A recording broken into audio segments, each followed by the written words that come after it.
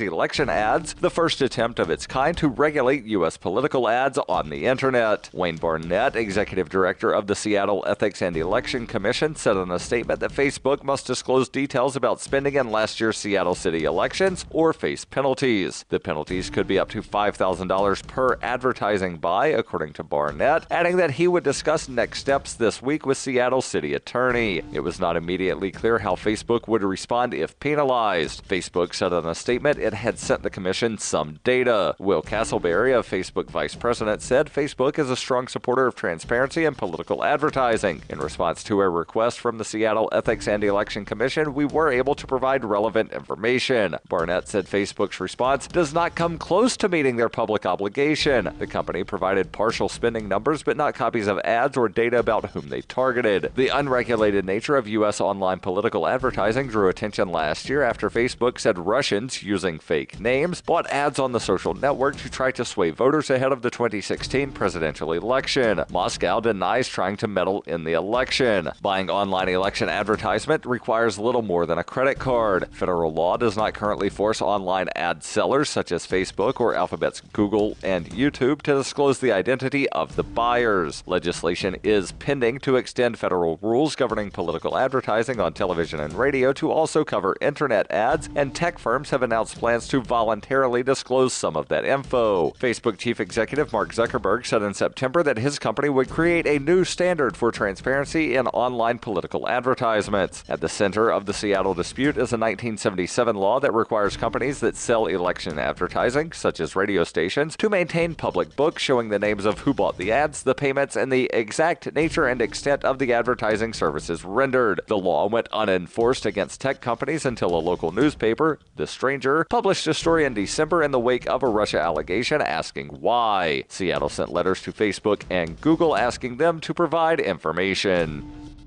For over 40 years, Roberts & Roberts Brokerage has been a trusted source for buying and selling precious metals. Gold, silver, platinum, and palladium. They don't feed the banks. They're Bitcoin preferred and have removed the minimum purchase amount for all orders paid in the digital currency. Call Roberts & Roberts Brokerage today for knowledgeable advice on buying and selling precious metals and a forward-thinking approach to new technologies. 800-874-9760 or visit online at rrbi.co.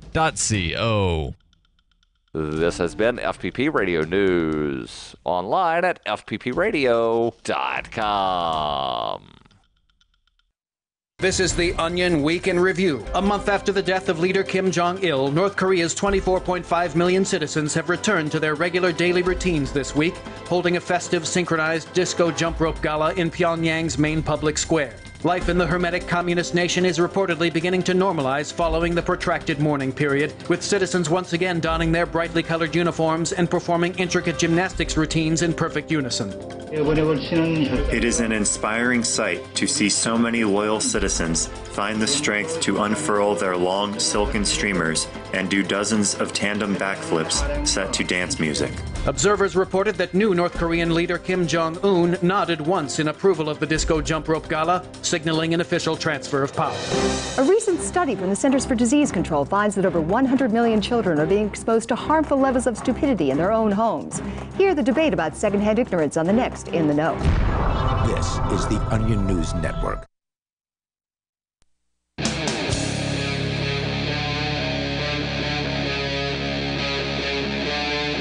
Free Talk Live.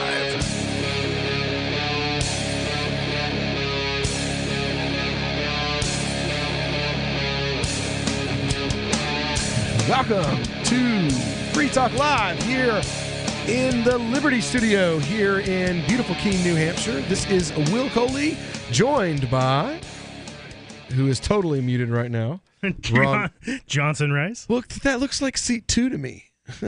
Oh, directly to my left, that looks like seat 2 to me. So, yeah, that's right. You hear me. That's right. Will Coley from the Call to Freedom is sitting in the driver's seat for a little while here tonight on Free Talk Live. Another beautiful day here in New Hampshire. I am going to be flying to Florida tomorrow, though. I am going to be a proud grandpa. Oh, wow. Yeah. It's a good reason to go. Yeah, I got the call a little earlier today. They're going to induce my daughter's labor tomorrow. So we're going to do a birthday party for my 7-year-old tomorrow. We called my dad. His birthday was today. And then we will, after my son's birthday party tomorrow, I will fly to Florida. And probably before I actually get there, there'll be another grandchild. So Congratulations. We have lots of birthdays right here together. Yeah. My son will have a niece that shares a birthday with him, a niece that's only a year younger than my youngest daughter. I'm trying to figure it out. I have 8 children spread across 18 years. Well, 17 years, because my oldest is 18 and my youngest is not quite 2. Right. Yeah. Okay. Yeah. So now, Johnson, you brought in a story that, I had on called Freedom Today. Oh, really? Wow. Okay. Not this story. I had Daniel Hayes. Okay. From the Libertarian Party National Committee and the planning committee for the Libertarian Party National Convention. For the first hour, there's massive drama. Did you ask him why? Yeah, why he's supposedly, banned? Basically, they don't get it. Clips. There were clips of a 4.5 month long conversation, and basically quotes from like one line from Thursday, and then another line from like a Tuesday 3 weeks later. And like it was just pieces of it taken out of context and strung together as though it were one conversation that started with, I'd love to have Ron Paul there, not only there, but as a part of this debate on abortion. Right. To like, we found out that he wants $35,000. And then there was an argument between this person and the planning committee. And then the planning committee said, no, there was a vote. Right. And they voted not to spend the $35,000 on one speaker. And so that somehow equates to he's banned from speaking at the LP permanently and forever. Basically what happened was Daniel Hayes did what Daniel does sometimes. He gets angry and trolly a little bit. And when someone doesn't accept the, look, a committee made a decision and said, no, I can't simply override the entire committee and give you permission. And, like you're telling me that this other guy said this other guy is going to raise $35,000. He's like, so just bring the $35,000 and show it to us. And then we'll be like, okay, hey, Ron Paul, we have $35,000. We want you to come speak. Right. And he wouldn't accept that. So finally he was like, well, fine, then he's not coming. He's never coming. Even if he wanted to come, I wouldn't let him come, and that was how it ended. And instead of it being shared in that context, it was shared backwards. That was the first comment that was shared. Supposedly that's how the conversation began, instead of it was the culmination of like, okay, I'm just so frustrated with you that I wish you would go away. So no, never, not ever, not in a million years ever, not if you turned a mountain of cow manure into gold, never.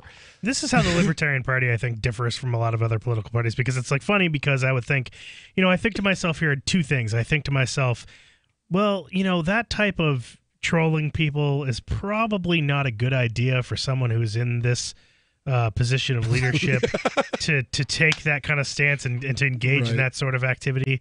I think that, and then I also think at the same time, that's exactly what I would have done. Yeah. Well, I mean, after 4 months of like a conversation and finally just being like, look, I've tried to explain to you that I'm just a person on a committee. I'm not the committee, and I can't overrule, and you're giving me fourth-hand information maybes, and you want me to make a $35,000 decision on a fourth-hand maybe. No, we're more we're a little more professional than that, And when you try to see, there you go, when you try to be more professional than to make promises on a fourth-hand maybe, the person giving you the fourth-hand maybe gets mad and says that you hate kittens and babies and milk for puppies. Yeah, I think at some point you just have to realize, though, some people just need to stop getting attention. In other words, you can ask, and it's like, okay, well, now I'm done talking to you. Liberty Wang out, Liberty Fake Out. I mean, Liberty Hangout is where all of this stuff's coming from, Right. The same thing with the whole pedophilia thing, Right. like Adam Kokesh becomes the Corey Feldman of libertarianism, outing pedophilia. No, I mean, it's the same people that are like, we should throw everyone we disagree from a helicopter. Right. Bro, I'm sorry. You're really the values you advocate are the victimization of people. Pedophilia is the victimization of people. Murder, rape, to me, it's all the same. You're hurting people. Right. Whether you're causing irreparable damage physically or irreparable damage mentally. I don't understand the whole the group of people that considers themselves a part of the liberty movement but doesn't subscribe to the idea of the non-aggression principle. And thinks that it's 2/3 of the Libertarian Party and the entire alt-right faction of the liberty movement. Yeah, pretty much. I don't understand how they think and don't experience massive amounts of cognitive dissonance on a regular basis. How do painful cognitive dissonance. Right. I think that's why they're so angry and they all look so constipated all the time. You got an opinion on this? Let us know. It's 1-855-450-3733. Here on the Call to Freedom, we're talking about, libertarians need to get it together. And, stop creating your own cryptocurrency to fund your campaign. Come on. Don't cash in on the ICO craze. Well, the story that you brought up that you mentioned that is kind of related to this, and I don't know if I necessarily agree. It comes from a guy by the name of Zoltan Istvan. That is his real name. I'm not sure if you've ever have you ever heard of Zoltan before? I've heard the name before, yes. Okay, yeah. I was going to say he's very outspoken, kind of interesting to guy. say the least. Yeah, transhumanist, ran for a libertarian candidacy for California governor. He's been campaigning against death as a transhumanist. So he drove 600 miles across country in a coffin-shaped bus. Lots of different things that he's done. That's protest death. Yes, that seems effective. Very out there. So he says, as someone guided by the ways of science, my holy grail is the scientific method. I try to stay focused on realistic probabilities of what's achievable. This carries over into my libertarian candidacy for California governor, and while I'd like to win in 2018, I know it's all but impossible. And it goes on, he talks about why he thinks that libertarians are not necessarily entirely realistic. He says some libertarians are angry that I publicly admit that I won't win, but this is the quintessential problem with the Libertarian Party. Many members I've met are unrealistic. After a year of attending conferences, executive committee meetings, and party functions, I've come to realize that a significant number of libertarians seem downright delusional when it comes to politics. And he has more to say on this particular topic. I don't know. Do you think some libertarians are unrealistic? 90% of libertarians are unrealistic. When I was running for the vice presidency, it was something that I learned very, very quickly. And we'll get into that when we get back here on the Call to Freedom. If you have an opinion, let us know. 855-450-3733. We'll be right back here on Free Talk Live. I got my Blink home security system delivered right to my door. I downloaded the app and it walked me right through the easy setup. Even with my complicated router system, I was done in 10 minutes. Now it notifies me whenever something moves in front of the wireless cameras, or I can just check it whenever I want right from my phone. And I got you a deal. Get 3 Blink cams for what the other guys charge you for 1, plus an extra 10% off. Visit blinkprotect.com/FTL. blinkprotect.com/FTL. blinkprotect.com/FTL. What's more profitable, running your business or doing bookkeeping? Doing your business, of course, but you want to keep your books so that you can maximize your tax savings, right? What if I told you that there's a person that's a bookkeeper, accountant, and law school graduate that's also a hardcore libertarian? My name is Melanie Johnson, and I hate the state. I will aggressively help you to minimize your tax exposure and maximize profits, all while staying within the law. Melanie's your best choice for your taxes and bookkeeping needs. Go to tax.freetalklive.com and check out our website, tax.freetalklive.com. The Bitcoin.com wallet is a simple and powerful full-featured Bitcoin Cash and Bitcoin Core wallet that allows you to send and receive either currency with anyone, anywhere in the world. The Bitcoin.com wallet supports both single and multi-signature wallets and is available in multiple languages. Download the Bitcoin.com wallet for easy and secure access to your Bitcoin Core and your Bitcoin Cash. The Bitcoin.com wallet is available for Android, iOS, Windows, Mac, and even Linux. Learn more at Bitcoin.com. That's Bitcoin.com. Cryptocurrencies are successful because of good technology. The liberty-loving voluntarists who founded Zencash in 2017 took the best tech, like zero-knowledge anonymity and decentralized autonomous organizations, and are creating a secure platform for money, messages, and media that can be sent to anyone, anywhere in the world. Zencash is a cryptocurrency dedicated to peace, anonymity, and decentralization. Find out more at zencash.com. That's zencash.com. Is spreading the message of liberty, cryptocurrency, and peace around the globe worth $2 per month to you?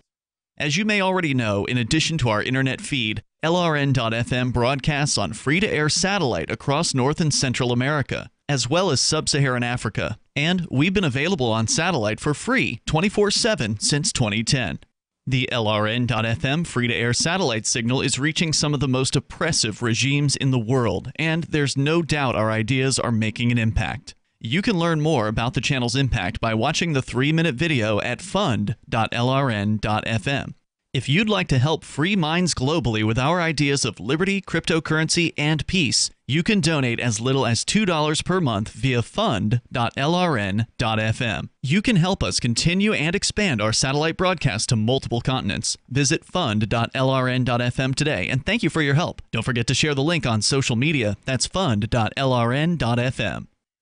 So you've heard all 3 hours of the latest episode of Free Talk Live, and you're still hungry for liberty-oriented audio content? Did you know that we have another 24/7 audio stream at LRN.FM? The Liberty Radio Network airs the latest episodes of some of the best liberty-oriented podcasts on the internet around the clock. In addition to recorded content, you'll also hear live shows like Free Talk Live, originating from our Keene, New Hampshire studio. So listen anytime at LRN.FM. That's LRN.FM.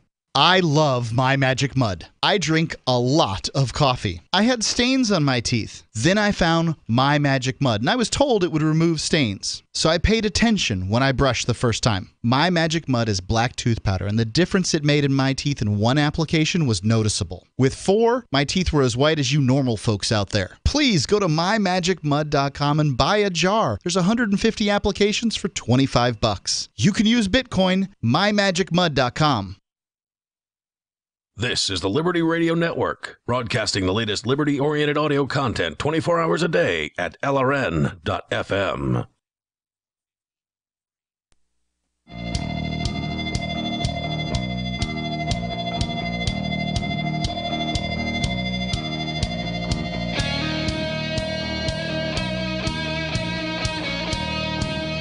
This is Free Talk Live. You can bring up whatever you want. Just dial on in toll free to join us here. Our number is 855-450, free like freedom. That's 855-450-3733. Free Talk Live, brought to you by Zencash. It's one of the newer cryptocurrencies on the scene. Started in as recent as 2017, but it was, what makes it special, what makes it different, is it was actually started by liberty-loving voluntarists, people who love freedom and who love peace and anonymity and decentralization. In fact, they brought some of the best tech to the table here, including zero-knowledge anonymity. That's baked right in from the very beginning with Zencash. And also, they're launching decentralized autonomous organizations to govern the currency, and that's been very successful with the Dash currency in the past. And, of course, Zero Knowledge, very successful with the Zcash and others. So they've got the tech, they've got the ideas.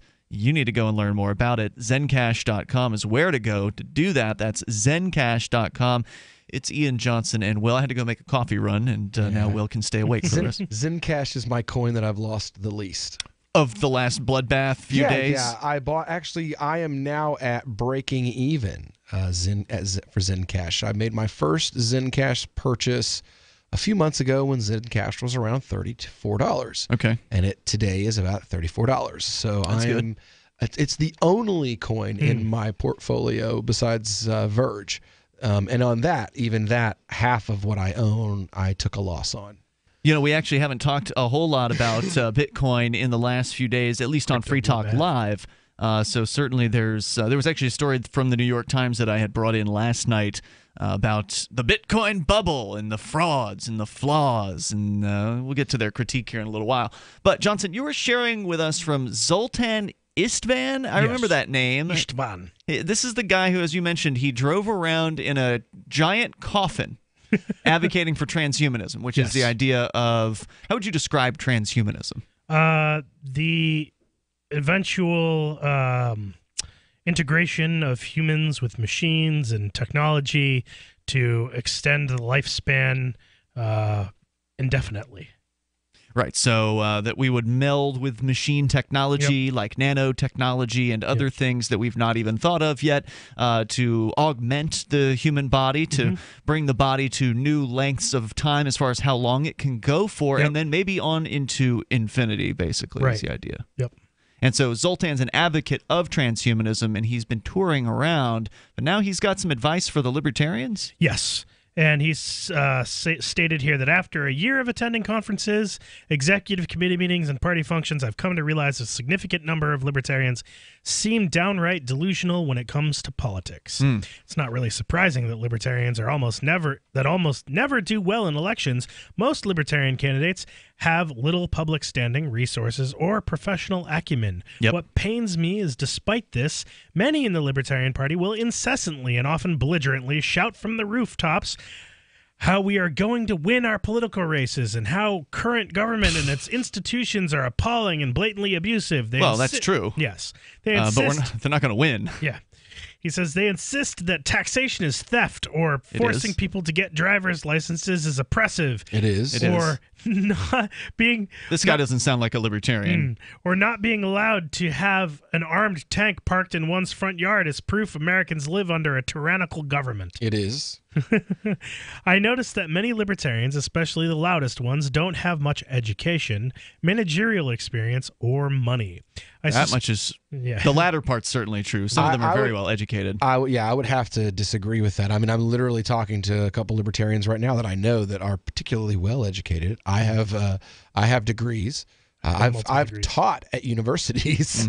I think libertarians are the most well-educated restaurants. I think they're the most well-educated poor people that I've come across. I mean, at least the ones that have moved here in the early days have barely had 2 pennies to rub together in a lot of cases. Well, a lot of that's because the money they make, they invest back into this labor of love. I mean, I had my choice. I could tour around and live off of a lower middle class income, or I could go work at a university and make $100,000 a year, and I chose to drive a Camry, so to speak. Yeah, but I don't think most of them have that opportunity. Right. Now, I think that's starting to change because we've seen more people with businesses and families start to show up here in New Hampshire. For those that are new to the show, there's a freedom migration going on because a lot of what Zoltan says is absolutely true. A lot of his critiques of the libertarians, it sounds like he's newish, and this is sort of his new observations as somebody who's gotten involved. And it sounds like he's a West Coaster. I'm just going to guess he's. He ran for Libertarian. He ran for governor of California as a libertarian. Yes. But he doesn't sound like a libertarian. He sounds like a populist or somebody who's trying to. Well, he sounds like a libertarian to me. What do you mean? Because he's arguing? He sounds absolutely like a member of the Libertarian Party. Why? Because of what he's saying. Sounds like very much like a politico from the Libertarian Party. Principled, so therefore he's from the Libertarian Party. He doesn't sound like a libertarian. He sounds like a libertarian. It's a confusing statement, Johnson, but I understand what you're getting across there. But ultimately, he's right about the people that they forward as candidates in a lot of cases are not the ideal. They're people who may not be very good at public speaking, or they just are bad with hygiene or whatever the issue is. They're just not the person you would think of as far as this is the person that should be running for office. There's a couple of different types of libertarians. There's the ideological libertarian who believes in the ideals of libertarianism, and then there are political libertarians who want to be part of a political party named Libertarian, and mostly, generally, are actually just Republicans. Amen to that. Or there's lefties as well. But yeah, certainly Very rarely. the right wing has definitely infiltrated the Libertarian Party, and that's why we've had terrible candidates for president for the last almost decade. They're failed Republicans is essentially who goes to run for office as a Libertarian. If they're a former Republican and they're then trying to be part of the Libertarian Party, it's because they were a failed Republican. Yeah, I think that's absolutely true. They want to get some kind of an attention. They want to get some kind of power, even though it's a virtually worthless position in the third party. But the thing that I think that that can help clarify for folks why this is a problem is because the libertarian movement is so small. So when you go into a party meeting in, Detroit or wherever, you pick your big city, Los Angeles, you've got a city with millions of people in it and maybe 24 people that are active with the Libertarian Party. And that's a liberal estimate. I'm going to say 24 in a big city like Detroit or New York or something like that. And so of those 24 people... Be careful about your wording here when you say a liberal estimate. We're starting to get all over the territory here. Of the 24 people, only a couple of them are going to be interested in running for office. Right. And odds are good they're either not presentable or have bad hygiene or, they can't speak or whatever. Like, there's all kinds of problems. Or they got a criminal rap sheet, that you don't want out there. But yet they're the only one... Hey, man, I just got out. I'm totally ready to win this race. Who was that your impression of again? I don't know, whatever. You got to at least imagine, just pick a pick. I mean, really, who is that impression of? Take a pick. Right. I'm sure there's plenty of people that fits. I was going for like a Cheech or a Chong kind of reference there, but as soon as you said that, I realized, oh yeah, that does sound like a bunch of people we know. Yeah, smoking pot is not a problem as far as a political candidate is concerned, but the Libertarian candidates are much, much worse than that. I mean, just the most awkward, terrible candidates you can imagine. And so having a Gary Johnson sticking his tongue out and like laying down on the ground in the middle of an interview. It got him attention, but not the kind he wants. Regardless, my point was going to be that in New Hampshire we have so many libertarians that we can have a better choice of who can run for office. There's more coming up here. 855-450 free if you want to join us on Free Talk Live. Water is the single most important thing your body needs, so you want to be sure it's the best for you and your family. Since 2005, thousands have depended on Berkey purified water. The Berkey Guy provides the lowest priced filtration systems in every size. For incredibly delicious water now and in an emergency, get to GoBerkey.com or call 877-886-3653. 877-886-3653. GoBerkey.com. Fully cooked, ready-to-eat bacon. I'm talking thick, meaty, center-cut presidential bacon. Savory and delicious. I buy some, I use some, I store some. Awesome. No refrigeration needed with a 10-year shelf life. NASA-packed technology. Bacon. Fully cooked, fully hydrated, ready to eat right from the packed bacon. Or warm and served. Life-saving, ready-to-eat bacon. 10-year shelf life bacon. Ships free at fullycookedbacon.com. Fullycookedbacon.com. Hi, I'm Derek J. To me, an activist's calling is to actively work to advance a cause. The cause for which I work is personal freedom. I believe my life is best when I engage in voluntary interactions and self-government. I reject the idea that anyone else has a higher claim to my life or my body than I do. I see people who call themselves the government as a threat to my personal freedom. I realize you may feel differently, but my relationship with the people who call themselves the government is completely involuntary. If Starbucks used some of its money to drop bombs, I wouldn't shop there. So why would I support the American empire? The empire does not require my consent. Derek J's Victimless Crime Spree. Watch it for free and order the Director's Cut DVD at victimlesscrimespree.com. That's victimlesscrimespree.com. Ross Ulbricht was convicted in early 2015 of running the infamous Silk Road Underground Market. The Silk Road was a gift to humanity and helped reduce the harms brought on by drug prohibition. For this good deed, Ross has been sentenced to life in prison with no possibility of parole. Now, an appeal is Ross's only chance, and he needs your support. Please visit freeross.org, where you can contribute via various methods, including Bitcoin. Visit freeross.org. That's freeross.org. LRN.FM is proud to announce our official listening apps for Android and iOS devices.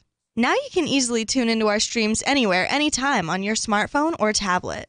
Just visit apps.lrn.fm or search for LRN.FM in the Android or Apple app stores. Please download, rate us 5 stars, then share the link on your social media, and let your friends and family know how you're listening to LRN.FM. Download it now, free, at apps.lrn.fm. Free Press Publications is an independent, alternative media and publishing company founded in June 2009 with the mission of ensuring a free press for the freedom movement and is committed to spreading the message of peace, freedom, love, and liberty. FPP also gives new authors an avenue for publishing freedom-oriented material. FPP brings you daily news and commentary on the website fpp.cc, as well as a daily 5-minute newscast, FPP Radio News, and weekly news, views, and commentary in the FPP Freedom Minute and Peace, Love, Liberty Radio at fppradio.com, and the monthly newspaper FPP News at news.fpp.cc. Find FPP online at fpp.cc. That's fpp.cc, as in Creative Commons. You can sign up to receive the latest about the Liberty Radio Network via our email updates at updates.lrn.fm. That's updates.lrn.fm.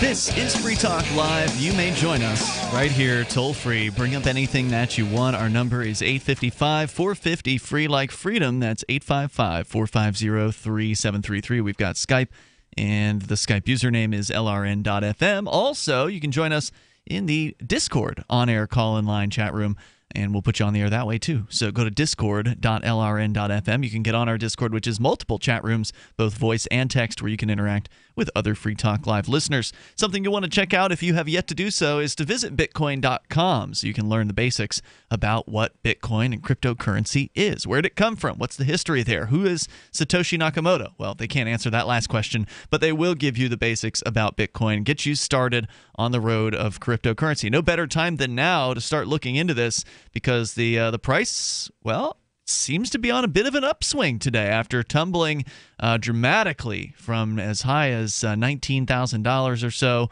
just about a month ago, or a month and a half, to now, dipping down into the $6,000 range over the last 24 hours. Below. Yeah. Did it drop below $6,000? Below. $5,600 was $5,600 the recorded low. Today's high is $7,926. Yeah, so almost a little bit of up recovery. to $8,000, close to $7,500 right now, according to BitcoinAverage.com. So if you want to know the basics, go to bitcoin.com. You can get started there, and also you can do headlines. They've got news.bitcoin.com for the latest information. So check that out. Once again, it's bitcoin.com. Johnson, you're sharing with us some, I think, legitimate, mostly, critique of the Libertarian Party from a guy, Zoltan Istvan.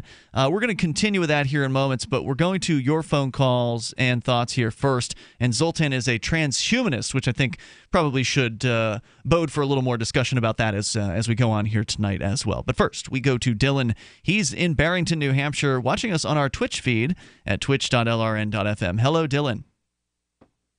Hello. Hey, you're on the air.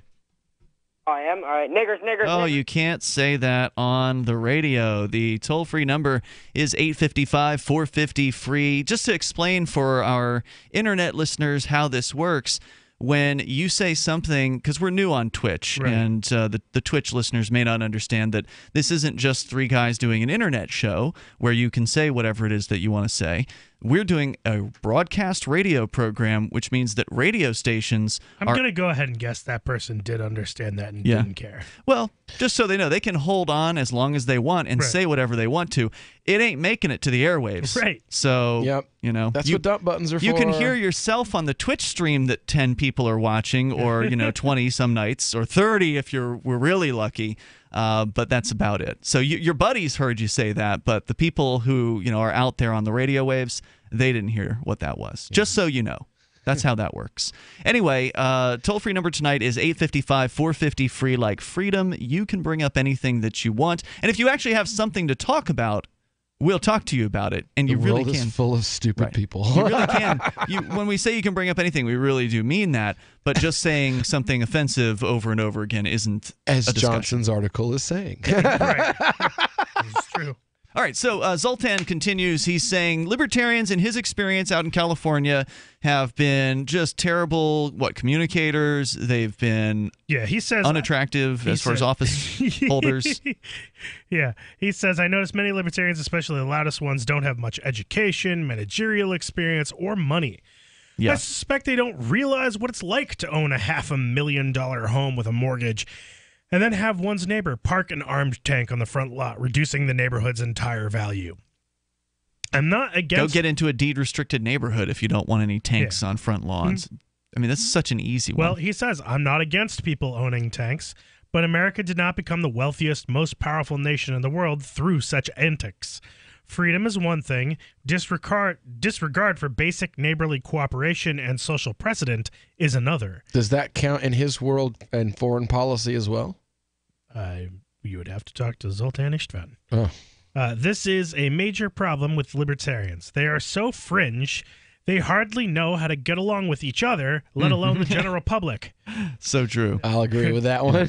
Ironically, it's very rare to meet a libertarian who actually thinks another libertarian is libertarian enough. Yep. Well, that's definitely true. I don't think Zoltan's libertarian enough. How about that? Beyond many libertarians' obsessiveness on all matters of freedom lies a far more ineffective way of being. The Libertarian Party prides itself on being the party of principle, and its members act so much upon that idea that while their biggest aim is freedom, they have unwittingly become a highly closed-minded political group. Many libertarians actually believe their ideas are perfect, and their policies cannot be compromised or altered. As a result, there is little change possible in their platforms. Those platforms have, after almost 50 years of being a political party, done almost nothing for them in terms of the one thing that matters: winning elections to cause change within their worlds.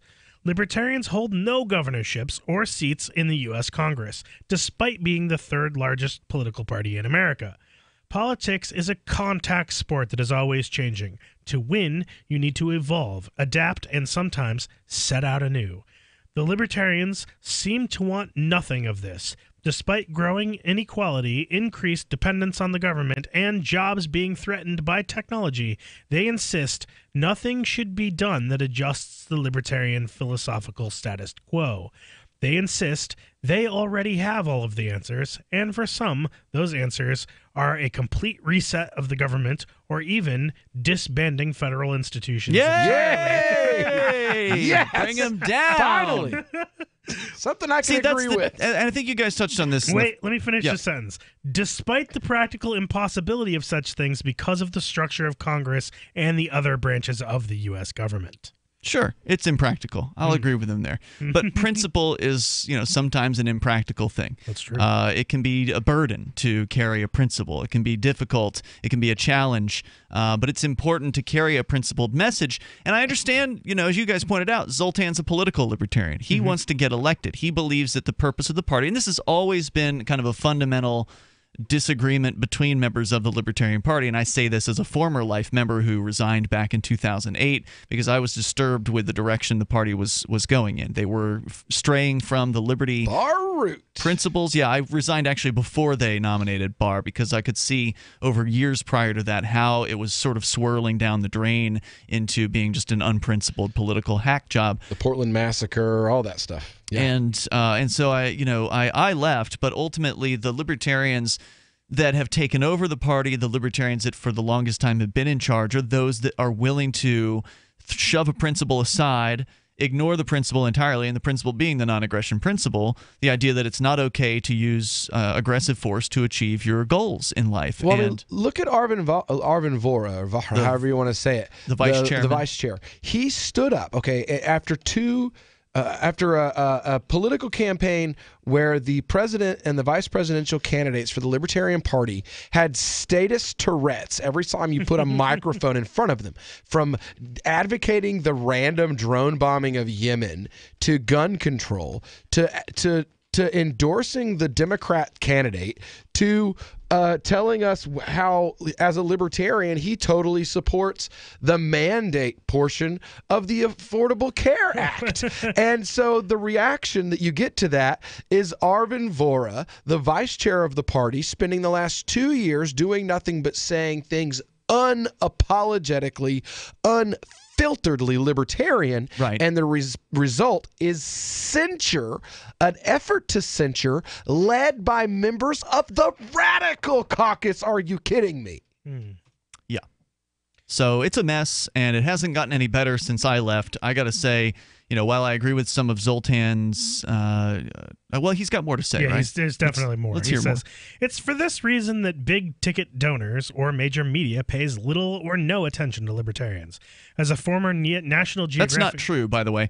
We get a lot of attention in New Hampshire. There's a lot of mainstream media attention on libertarianism here, on the activists that are libertarians here. We're frequently on the front pages of major newspapers multiple times per year. That is not an exaggeration. And frequently we'll make major media outside of New Hampshire, like Boston. He's coming from California, so it makes sense. He's in his world. He's out also there. he's coming from a national journalistic outlet. We had the Associated Press at the Moss 2 weeks ago. Absolutely. And of course, Robin Hood was internationally covered all over the world. That's something that happened here in Keene. More coming up. It's Free Talk Live. Live from the Verticoin studio.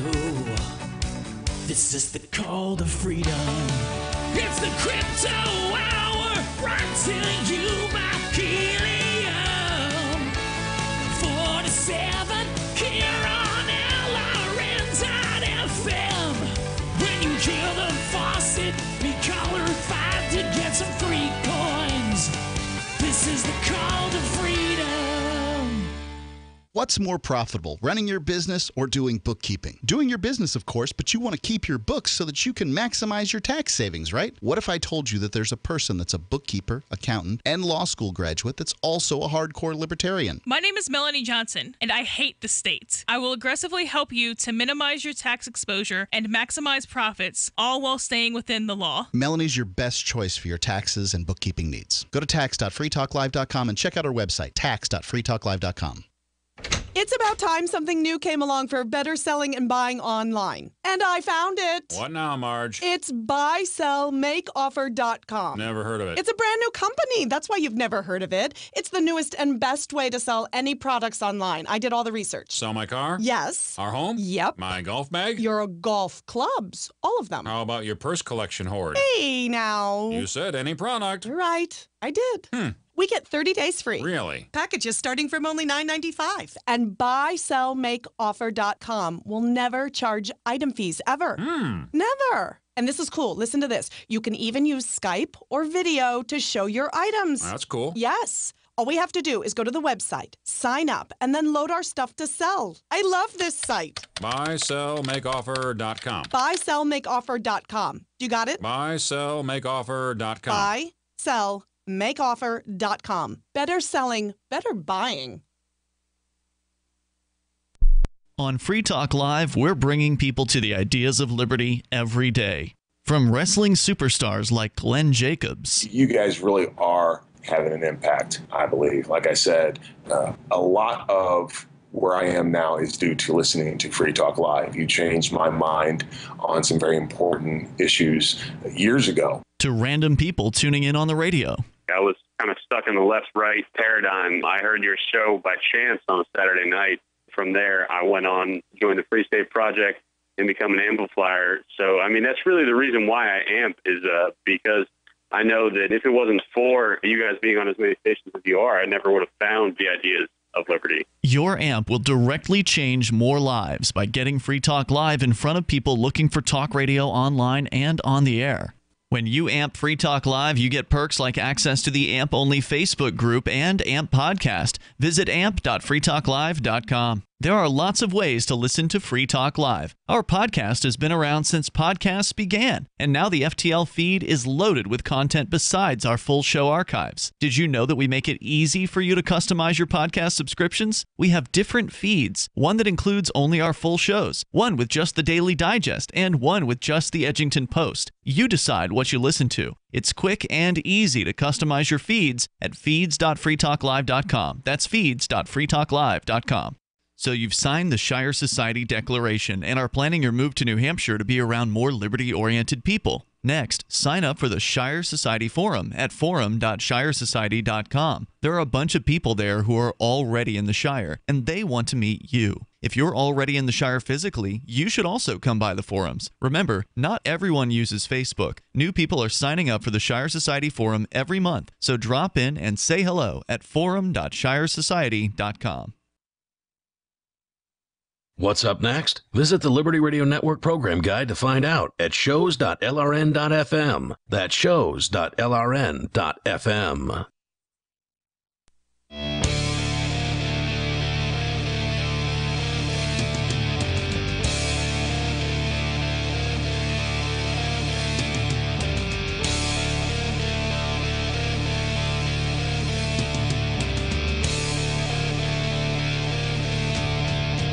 This is Free Talk Live, and you can bring up whatever you want here. Our number is 855-450-FREE, like freedom. That's 855-450-3733. Join us online. Head over to freetalklive.com. Enjoy the features that we have there on the site for you. And also, don't forget to join us in the Discord chat. We've got listeners in there basically all day long, all night long. I mean, sometimes in the middle of the night there may or may not be that much activity, but there have been conversations that have gone on in the middle of the night. It is the largest libertarian Discord out there, and you're welcome to join it. Go to discord.lrn.fm. There are chat rooms about the show. There are chat rooms about Will's show, Call to Freedom. There's also, and when I say chat rooms, I mean there's a text chat and a voice chat. There's gaming chats. There's a cryptocurrency chat, and sort of general discussion as well.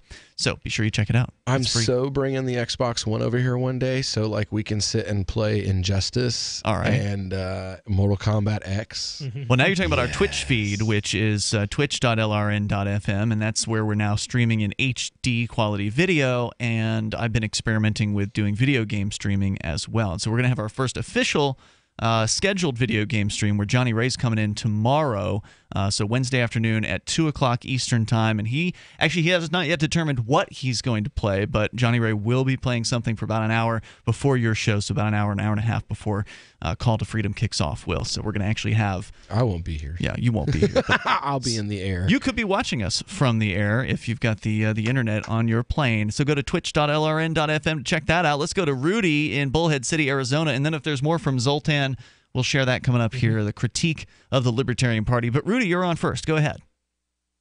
Just a little side note, I'm pushing 70, and I've never played a video game, and I've never taken a ride in a jet airplane.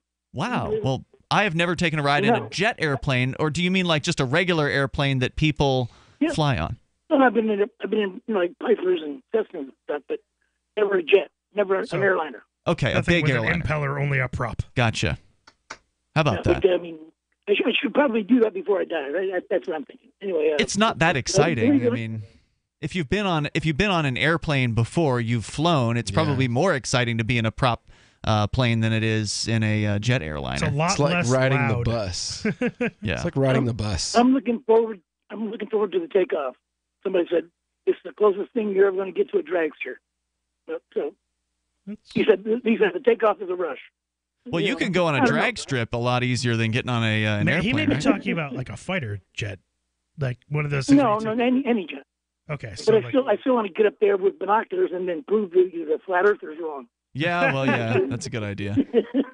The reason I called is, I was very interested in the Libertarian Party, and I went and I read the Libertarian Party's platform. Yeah.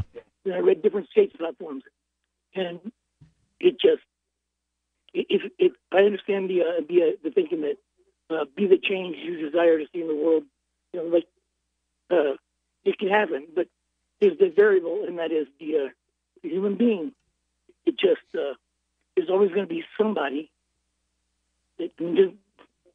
It would be nice if everyone played by the libertarian rules, but there's creeps out there. There's people that want to. I tried. I mean, I don't understand the platform. It's way too idealistic, I think.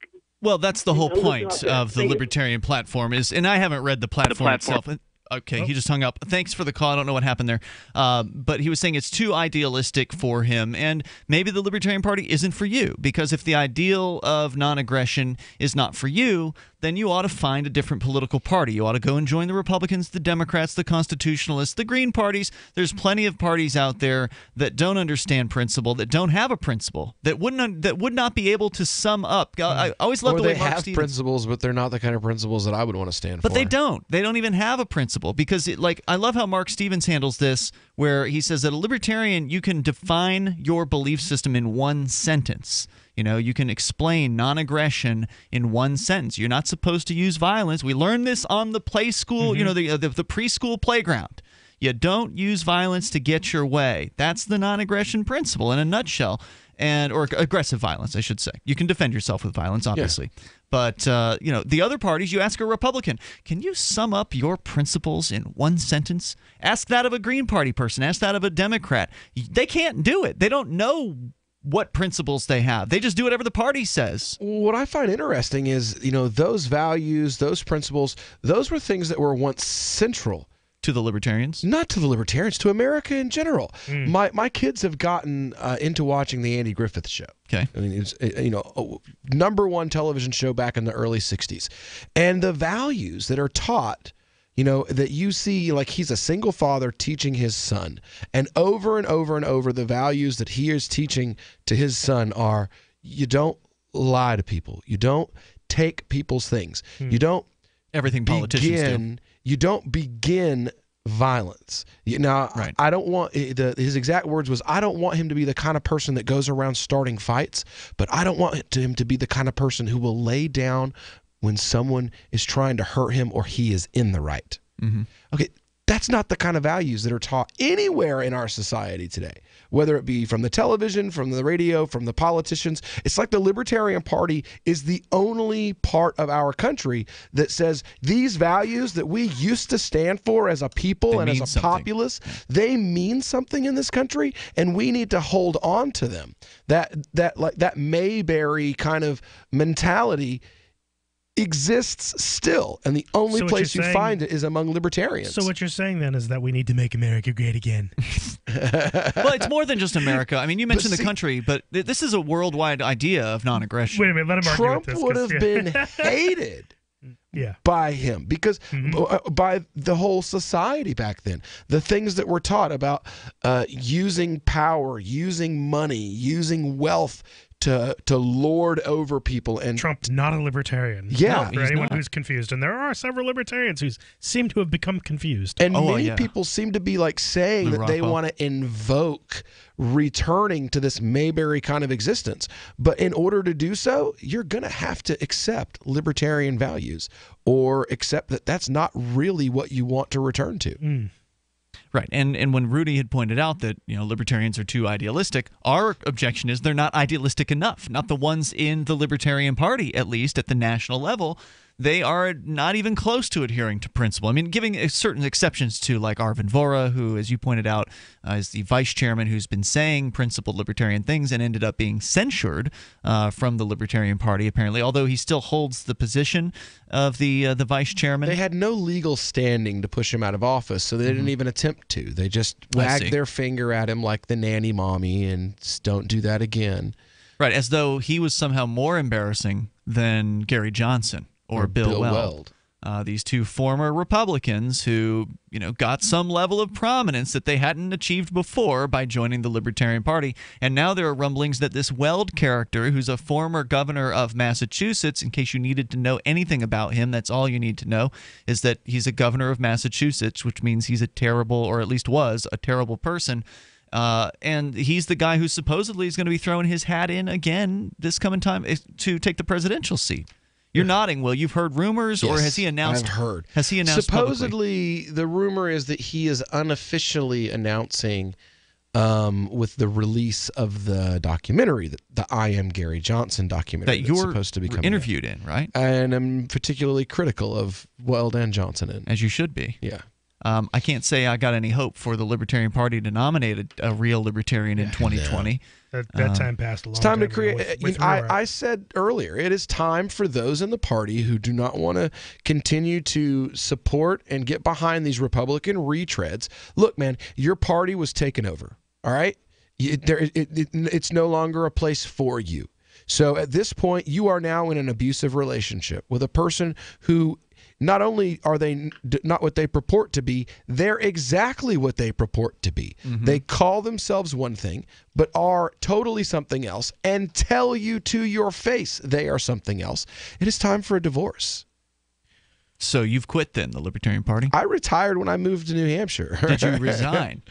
I retired. Okay, so you're still a member. No, I haven't been a member since before. Your membership expired. Yeah, okay. My membership expired, and then I retired from political life. Got it. Was there more from Zoltan? Yeah, there's still considerably more here. Read the little part where he talks about Sarwark. I liked that. Sure. So let me.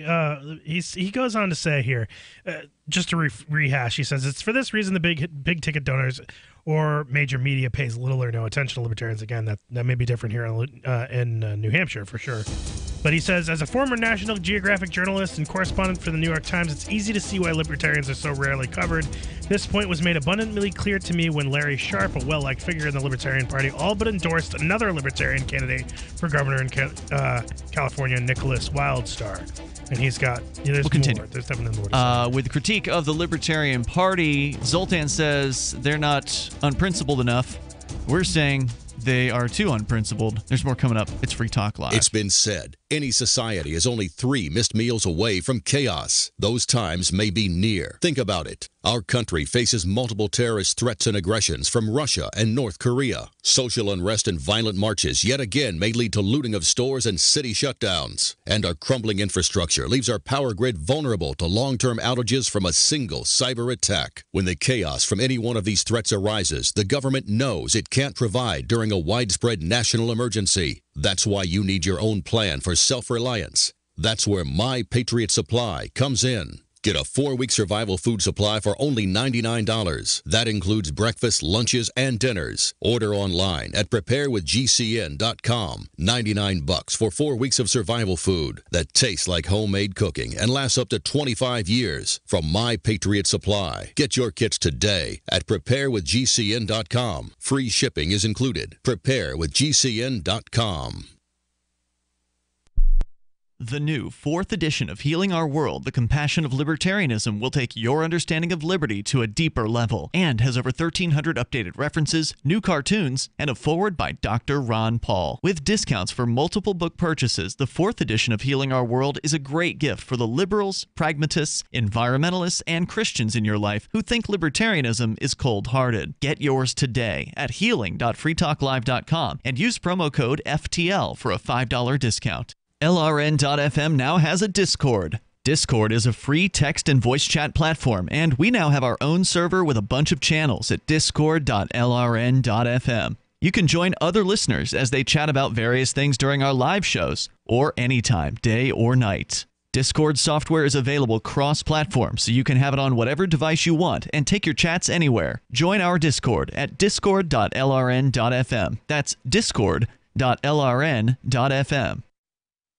You're listening to the live edition of Free Talk Live. Hour number 2 is next after the news here on the Liberty Radio Network at LRN.FM. From Keene in the Shire, the Liberty Media capital of the world, this is Daryl W. Perry, host of FPP Radio News for Tuesday, February 6th, 2018. Silver is trading at $16.92 per ounce. Gold is valued at $1,345 per ounce. Zencash is trading at $25, and the average price of Bitcoin is $6,229.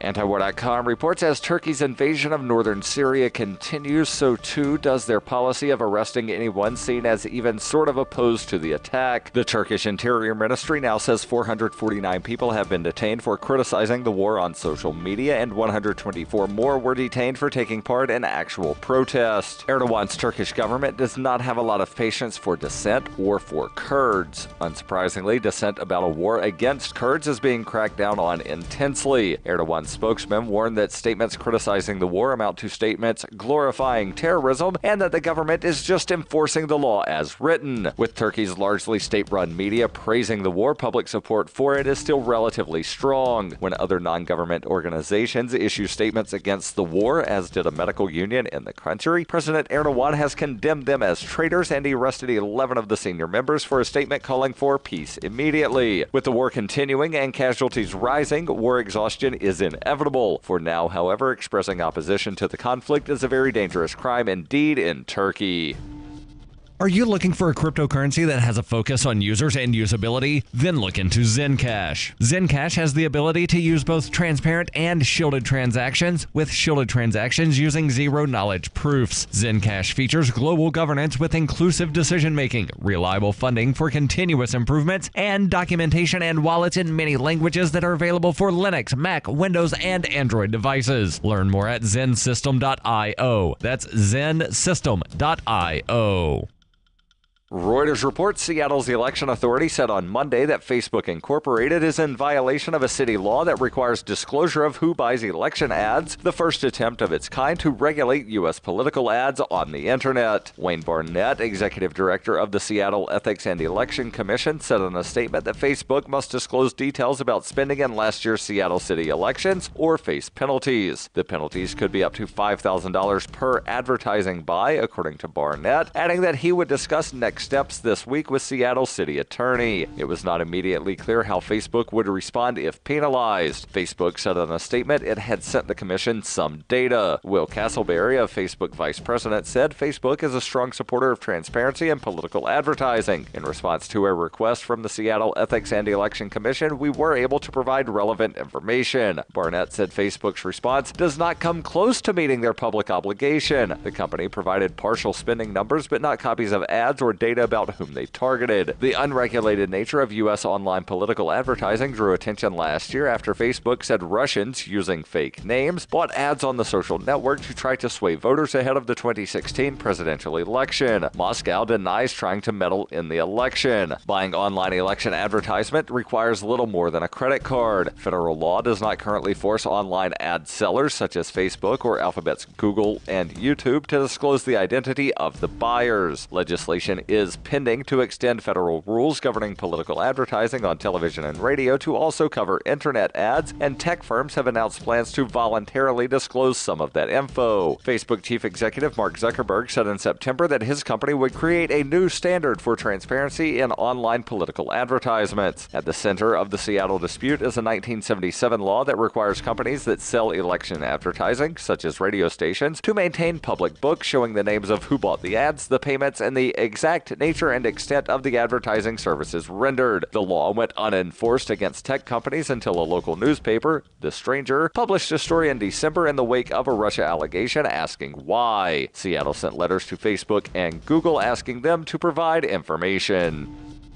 For over 40 years, Roberts & Roberts Brokerage has been a trusted source for buying and selling precious metals. Gold, silver, platinum, and palladium. They don't feed the banks. They're Bitcoin preferred and have removed the minimum purchase amount for all orders paid in the digital currency. Call Roberts & Roberts Brokerage today for knowledgeable advice on buying and selling precious metals and a forward-thinking approach to new technologies. 800-874-9760 or visit online at rrbi.co. This has been FPP Radio News, online at fppradio.com.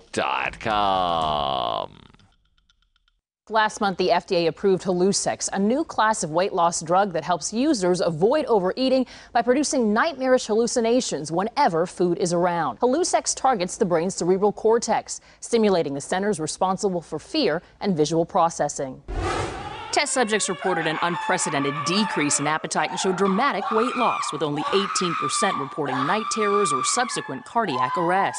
It's designed to make fatty and sugary foods even scarier. An apple just looks like it has fangs, but a milkshake will threaten you and your family by name. Earlier incarnations of the drug proved to be too powerful and produced mental states in which test subjects no longer believed that food had ever existed. An unshakable belief that the subject had to eat all of the food on the planet in order to prevent food from rising up and destroying the human race. Oh, you don't understand. I have to do this. Or the conviction that food could be negotiated with diplomatically. With the Lab Report, I'm Aisha Patel.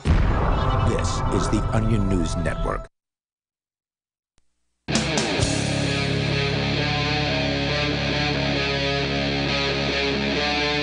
Free Talk Live.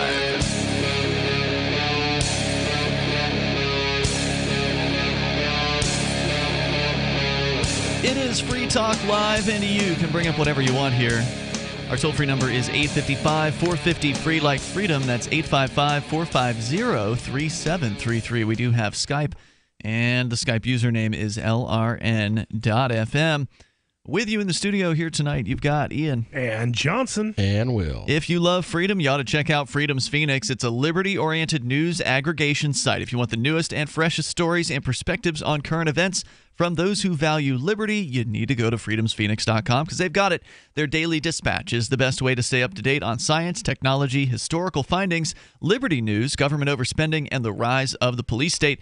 Freedoms with an S, Phoenix.com. That's freedomsphoenix.com as we go to your calls and thoughts here. We've got Penguin on the line calling from Narginia. You're on Free Talk Live. Go ahead. Hey, I didn't hear where you said I was calling from. I was calling from Virginia. Okay, Virginia. They messed up the spelling. I apologize. Go ahead. What did they say? Narginia? There's an N in there instead of a V. Anyway. All right. Anyway. Yeah, it kind of scared me earlier. I tuned in like a minute after the show opening, and I just heard Will, and I was wondering. I was like, oh man, the state finally got me in. I don't think you should be scared that the state got me just because I'm not on the show for a moment. No, it was a coffee run.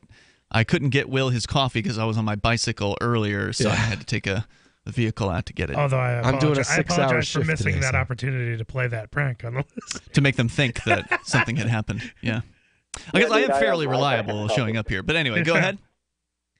Yeah. Well, anyways, when I heard you actually started talking about the LP, I figured I'd call in tonight just because I've recently had the experience that, just some background, I had signed up for get my contact information out during the 2016 election, just to the local, to the national LP, and they gave it to the state. They probably gave it to like the local. How did you give them your contact info? I think I just signed up for information on the website. On their website, okay. For the campaign, I believe. Yep. All right. And so they were inviting me out. They've been giving me texts like inviting me to their morning events they have on the weekend, and I finally decided just to kind of take the plunge, just to do something new. Even though it's kind of an inopportune time for me. So is this the party, the Libertarian Party of Virginia has weekend morning events? You said? They had an event. The local affiliate actually did. So just a small local group. Mm-hmm.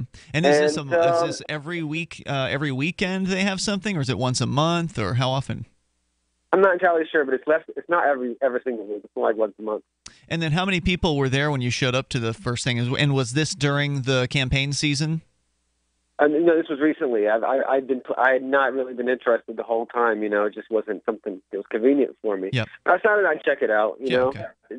Just recently. So you're going to go check it out. It's the down season. So for listeners that aren't familiar with politics, I mean, if it's the election season, then you see more people at these meetings, and that's true for the Republicans. It's true for the Democrats. It's true for the Libertarians. So you're coming in off season. You're coming in. It's early 2018, and you're checking out one of these meetings. All right. What was your impression? Yeah. I didn't even think about that myself because I'm not familiar with politics, and that's really the background of it. Is I've never really been active with any kind of political organization at all. And my idea, as I came at it with an open mind, with a very open mind. I know how this area is. I know how, I know how. I kind of just did my research as much as I could. Looked at pictures, looked at the demographics of people, and it was a kind of a shock. Just being that not that I really consider myself dyed in the wool libertarian, but my libertarianism is informed by your guys mostly, and maybe some of the other shows, on the network. And it was like I said, just a little bit of a culture shock. And there was I myself have my own religion. I'm not a Christian, but it was a Christian prayer. But if everybody was Christian, I respect that. They opened the Libertarian Party meeting with a Christian prayer. They did, and after that, hold on. Before you go on here, Will Coley. I mean, you come from Tennessee. I mean, he's in Virginia. That's kind of the same ballpark as far as the area of the country is concerned. Have you ever seen any prayers opening up libertarian meetings in Tennessee? No, and I don't just live in Tennessee. I live in rural East Tennessee, like Appalachia. And no. I mean, I've spoken at an East Tennessee Libertarian Party meeting where we had people from Libertarian parties all over the mountains of East Tennessee, and there was no prayer there. Yeah, it's very strange. And I've been to state conventions, no prayer there. Except for my own. Yeah, I've never seen that at a state convention either. I've been to a couple of them. I've never seen it at any kind of convention. That would make me feel awkward for sure. I've been to conventions in Florida as well. Like let's start this meeting where we want people to come to by trying to make people like they feel like they don't belong. Let's start the meeting that we want people to come back to. I mean, my personal experience, truthfully, is that atheism is the ruling in libertarianism. Among libertarians. It's certainly the verbal one. I mean, yes. I think there are a lot of Christian and other libertarians out there, but they don't wear it on their sleeve as much as the atheists seem to wear their atheism on their sleeve. Yeah, and that's what I figured too. That's what I would kind of figure out, all kinds of different beliefs, but this is a very conservative area. I guess so. Maybe not conservative in the same sense as Tennessee, but it's conservative in its own kind of middle of the road, conservative Republican way. Do you want to say what part of Virginia it is? I'd rather not. Okay, fair enough. Yeah, and then what actually shocked me, though, really what I was going to mention is to juxtapose that with immediately after that the Pledge of Allegiance. Oh, God. I mean, that's even worse. Wow. But to juxtapose the two of those next to each other, too, it's just, wow. It's just. I've never seen that at a Libertarian Party meeting before either. Anybody doing the Pledge of Allegiance. Yeah, I would say those are two signs that you've stumbled into a not-so-great Libertarian Party, but tell us the rest of the story.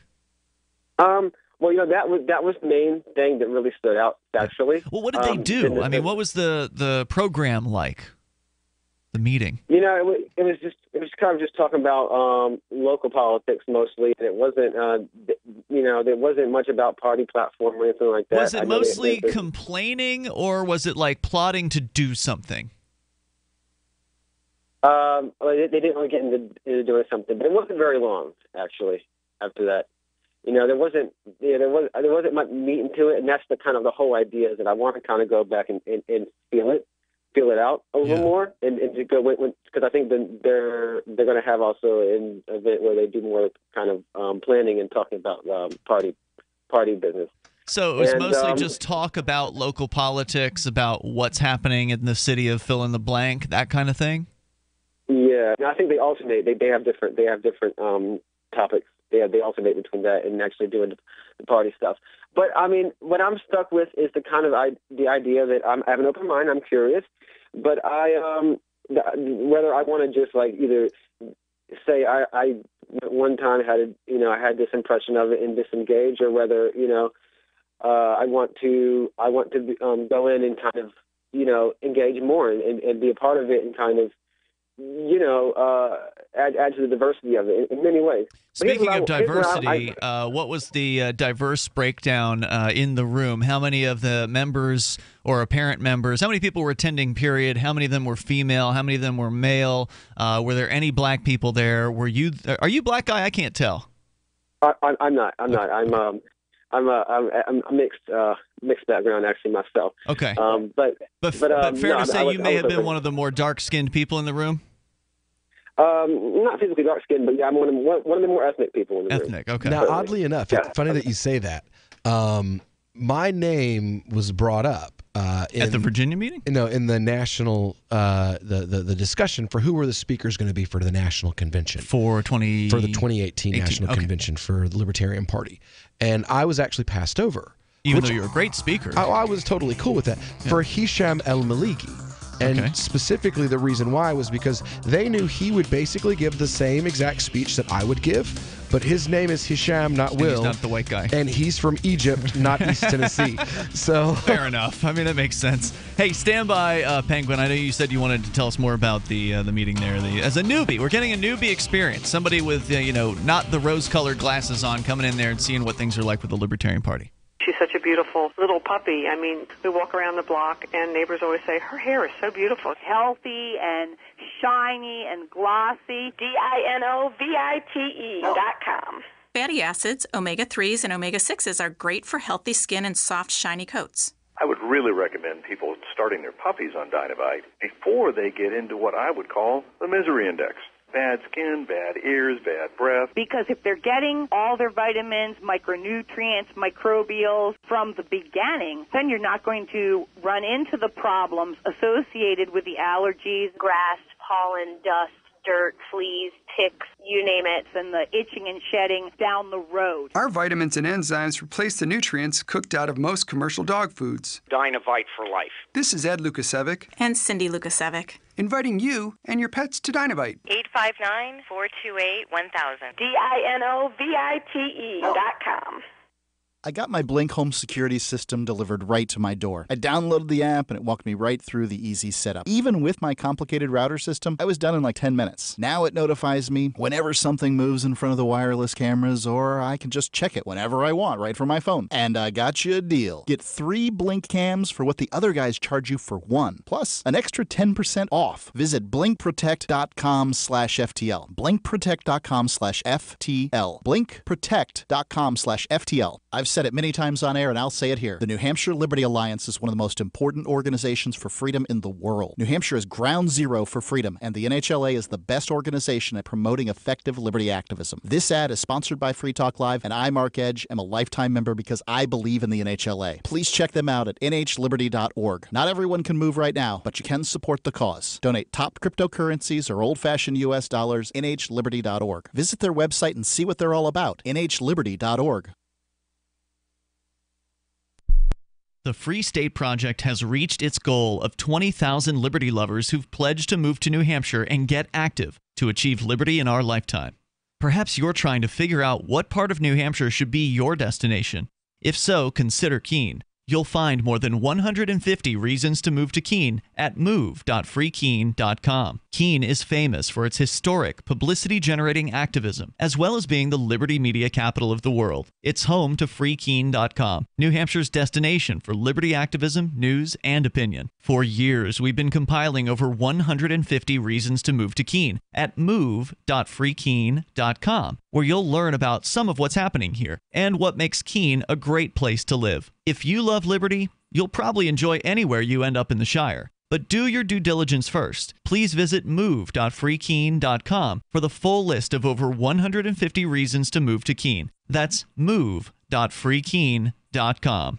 The 3 most important things you can do for Free Talk Live are 1. Share 1 episode a week on Facebook or in some other social networking site. 2. Buy the things you buy online through shop.freetalklive.com. 3. Give $5 a month to the AMP program. It's my firm belief that Free Talk Live's AMP program is the best use of your charitable dollar among liberty-oriented organizations. Support all the organizations you love. But make sure you give $5 a month to AMP at amp.freetalklive.com. Cell 411 is a free app for Android and iOS that replaces government-controlled 911. Cell 411 allows you to preset a group of friends or private organizations to show up in any emergency. Cell 411 is a nightmare for the state because it proves their so-called services aren't needed. Cell 411 has had thousands of installs, and of course it's covered by the BIPCOT no government license. Cell 411 because your friends won't shoot you when you're in trouble. Without the government, who would build the emergency services? You and Cell 411. Get it today at getcell411.com. If you enjoy LRN.FM, please contribute to your favorite shows via their websites and become an amplifier at amp.lrn.fm. That's amp.lrn.fm.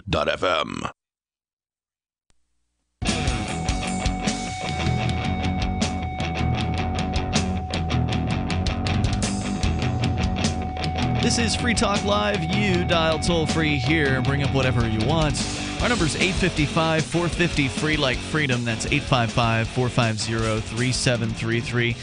There aren't a whole lot of big fans of the National Libertarian Party on this program. I would say maybe Heather, our Thursday night co-host, she's a pretty big fan of the Libertarian Party, but a lot of our co-hosts would say she's not a real libertarian. And a lot of our listeners would say that as well. Oh my God, I've never seen the amount of just hate and vitriol coming out against any.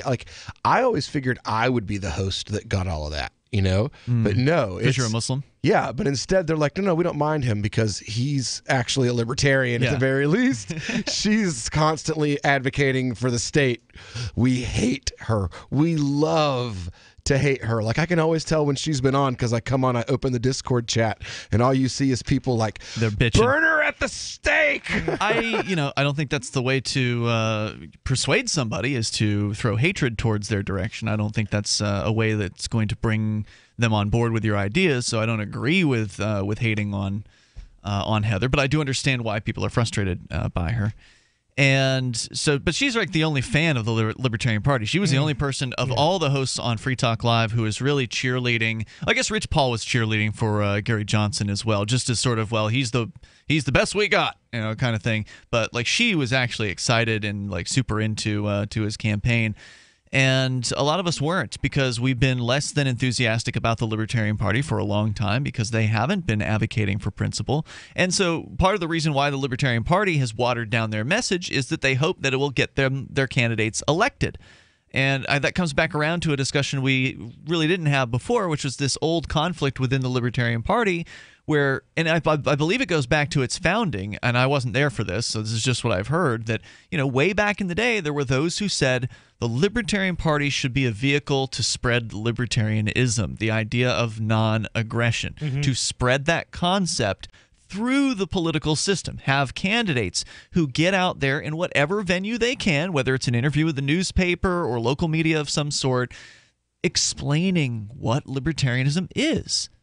And then you let the voters decide. Is that what they want? Have you explained it well to them that, hey, you shouldn't use aggressive force against your neighbors to achieve your goals in life? Have you made that clear? Because if they reject it, well, then your neighbors are rejecting the ideas of libertarianism. When you get out there and you water down the message and you say, well, we think the government should be a little smaller in this area and a little smaller in this area, then they're not really, the voters aren't being given a real choice. They're just being given another political party that they can consider, but they're not being given the principles that were supposed to be the bedrock foundation of the Libertarian Party. Even Bill Weld himself, when I asked him in person when he came to Keene, New Hampshire, and I went to his campaign rally holding a Darrell W. Perry sign behind him during photo shoots, and when I asked him on video, I said, do you subscribe to, or something, I don't remember the exact question, but it was something about, do you know about the non-aggression principle, or, what do you think about the non-aggression principle? And he said, it's a bedrock principle of the Libertarian Party, or something like that. So, he was right in what he said, but it wasn't really clear whether or not he ever, at any point in his campaign, besides my questioning of him about it, talked about the non-aggression principle. I don't believe he ever broached the subject in any interview of his that I ever saw. He never mentioned it. And so, again, there are those of us who feel the Libertarian Party should be out there explaining that, and if it's not, then it's not fulfilling its goal of being a libertarian party. Right.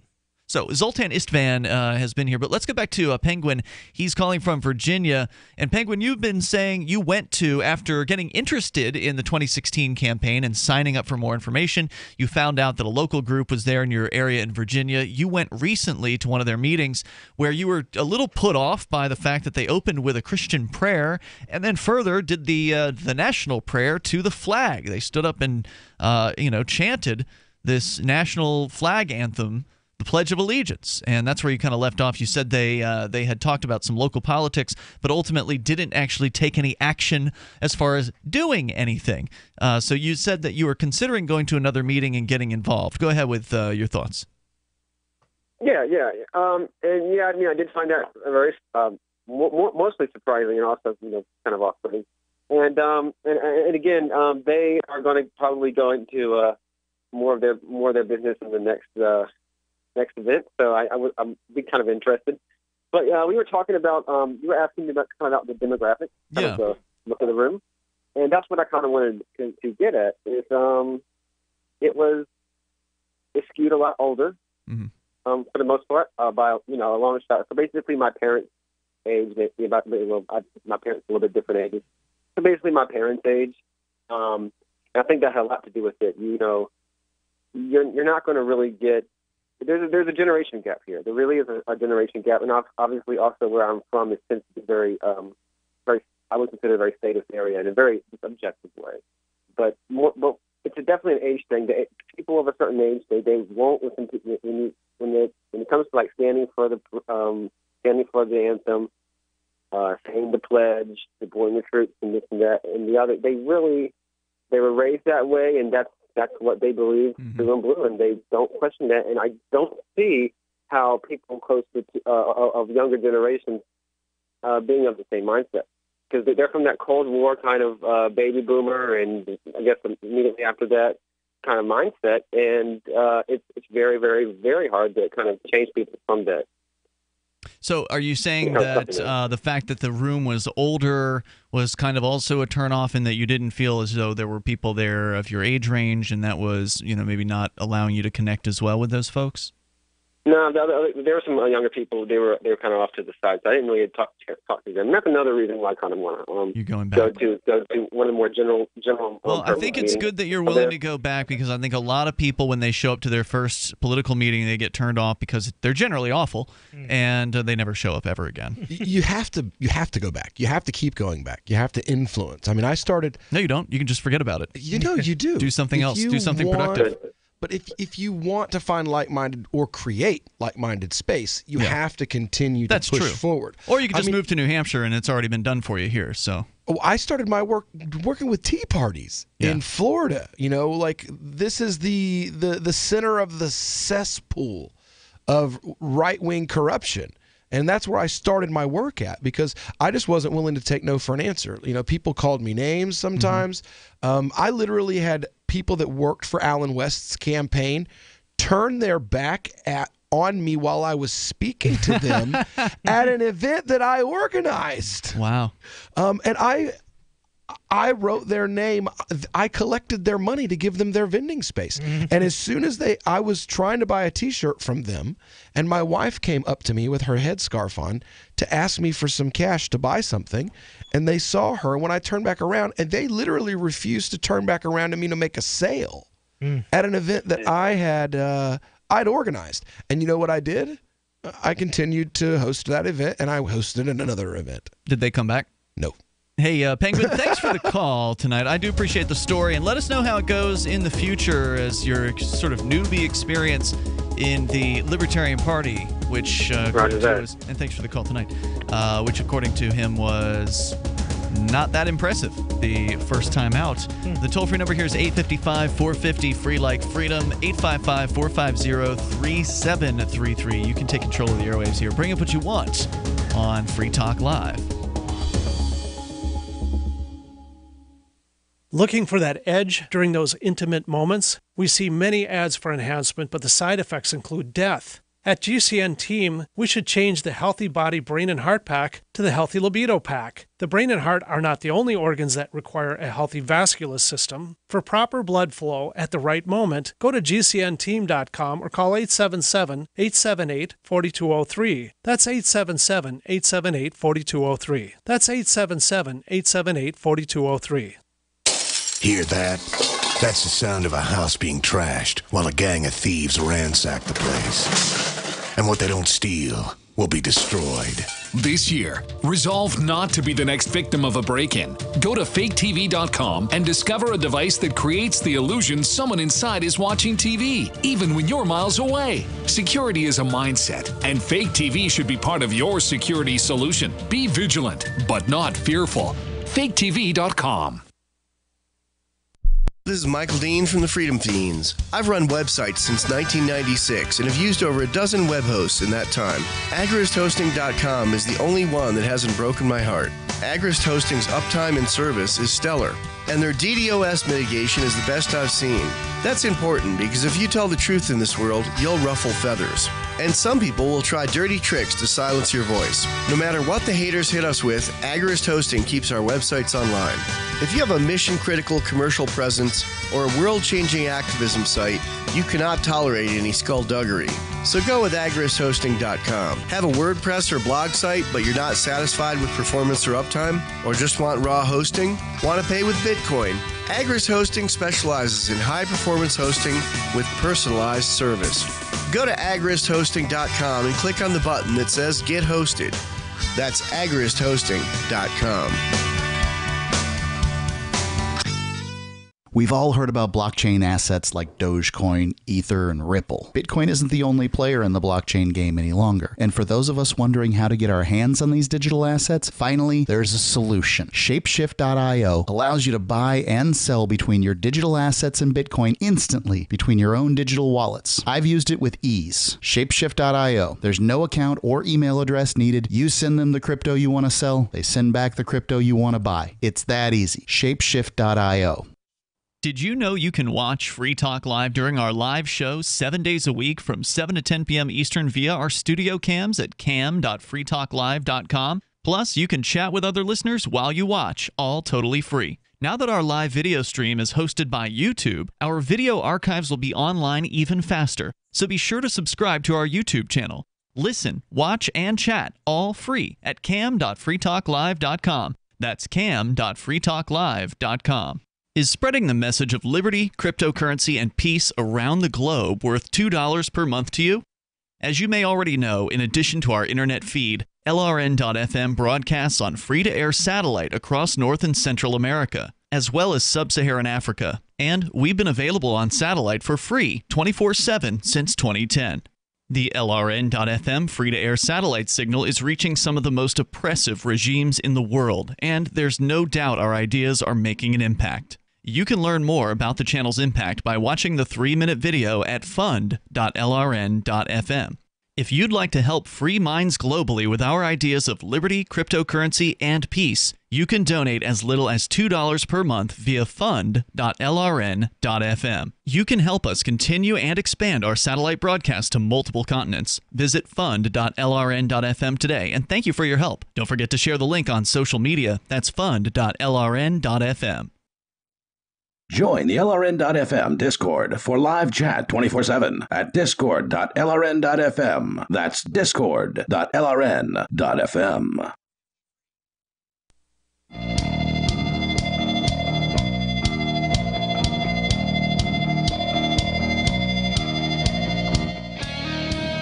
It is Free Talk Live, and you can dial in toll-free here and bring up whatever's on your mind. Our number is 855-450-FREE like freedom.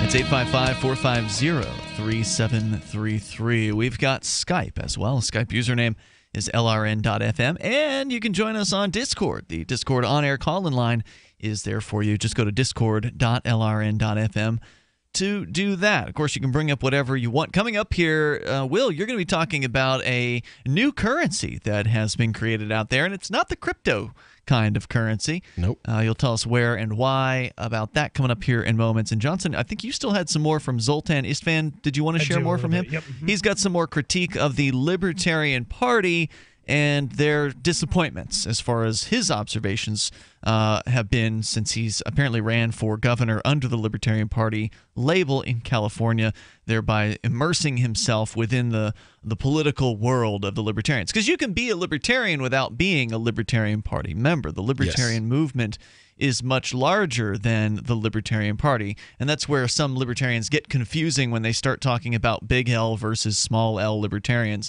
So if you ever hear Libertarians referring to themselves in that way, usually what that means is a big L is somebody who considers themselves a party member. They have joined the political party. And a small L Libertarian is just somebody who believes in the philosophy of non-aggression, supposedly. But of course, as we've seen, people who just believe in smaller government call themselves libertarians, and that, I think, brings a lot of confusion into play about what a libertarian actually is. Anyway, let's go on with your calls and thoughts. Dan is in Nebraska. He's listening online via our app at lrn.fm. Go ahead, Dan. Dan in Nebraska. Going once.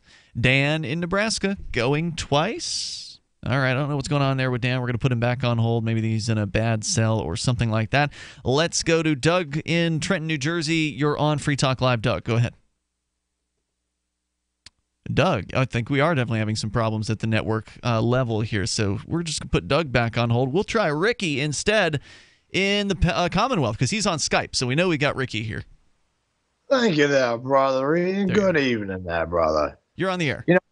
Well, you know what? It's funny I hear you talking about the Libertarian Party. Now, I remember quite a long time ago, back in 2016, when that party got taken over. I remember it was a couple days afterwards. Long before 2016. No. It was a decade before 2016 that the party was taken over by unlibertarian forces, namely conservatives. The Portland Massacre. Is that what they called it?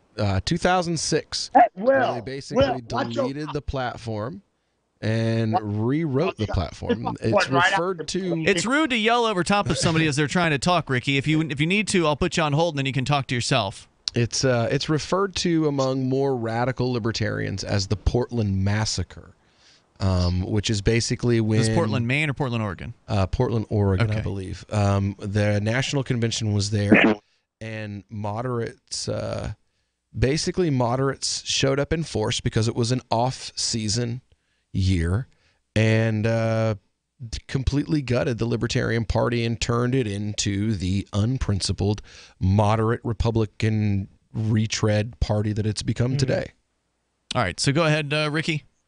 Oh, I'm glad. Now, I remember a little bit more recent when Darrell ran for president. Now, what happened was he was going to be the nominee, and he should have been with McAfee right behind him. But I remember that weekend when they got taken over in the morning. See, they filed their paperwork, delegates and superdelegates, all of them. And then by the evening, they switched their parties. And they screwed Darrell and they screwed McAfee. And they did their own nomination. Now, if I may, I waited a couple of days because Darrell didn't come back. But when he did, I called in this show. And I said, Darrell, I was talking about this. I mentioned Invictus. I said who took over that party. It wasn't Republicans. It was Invictus is a alt-right guy from Florida. Right. What was his name? Saul Invictus, who kind of made some headlines because I guess he's did some goat sacrifices or something like that. I don't really remember all the details. I guess it turned out that he was one of those racist alt-right guys. Hey, look at our current news. Now, I said these were Federalists. And I said to Darrell, because he mentioned about it. He said, well, Invictus is a fascist. And I said, Darrell, I said, there's no difference between a Federalist nationalist and a fascist dictator. I point out Adolf Hitler. And then the story is, look at our current news. You know, these are Federalists. These are the guys that opposed the Louisiana Purchase. Look at history. They always were Federalists. I'm a Republican. I'm an anti-Federalist. That makes me a real Democrat, pre-war. I'm so confused by what you're saying right now. Well, I know one thing Darrell wasn't. Are you all right? You sound a little hoarse. You've been at a concert screaming recently? I was thinking he's probably a little sick. You know, I was actually going to ask if he was feeling all right. I'm doing pretty good. Hey, how you like my new toy, Will? What new toy? My 45. I always like. We don't have video of you, by the way. We don't actually see video. Yeah. If you're showing a 45 to a camera, we can't. Plays music. Mine plays music. Mine plays music. Listen. Here we go. 3 letters. C-O-L-L-E-Y. T. All right. Thanks for the call tonight, Ricky. I appreciate hearing from you. The toll-free number here is 855-450-FREE like freedom. That's 855-450-3733. I have to admit, I was expecting there for any minute to just hear a loud bang. Right. And that would have been horrifying. Yes. That would have been terrible. It would have been one of those viral stories. Guy on Libertarian radio show accidentally discharges firearm. No, that would be terrible. It would be terrible. I mean, I know Ricky doesn't particularly like me, but I wouldn't wish any harm on him. Yeah, no, I wasn't suggesting I was wishing any harm. It was just one of those just expecting that. Like, I kind of thought that could happen too. I'm like, what's happening here? Anyway, you can call in about anything you want here. The toll-free number is 855-450-FREE like freedom. Let's go to the phones here. By the way, here at Free Talk Live, we advocate responsible firearm Thank you for the reminder. That's definitely true. And yes, life is worth living in most cases, unless you're terminally ill and constantly in pain. Then I say you should be able to go ahead and take yourself out. Playing with your firearm for the radio is generally not the best use, let's say. Let's try one more time. Try Dan back here in Nebraska. Dan, are you with us? I'm trying to be. Yes, we have you now. Go ahead. All right. So I actually have I think I need to bring up here, Ian. All right. I guess what I was thinking is, with this call with Ricky I just listened to, all this confusion and semantics, I think are actually in part the result of so much like weird libertarian gatekeeping. You know what I mean? What do you mean?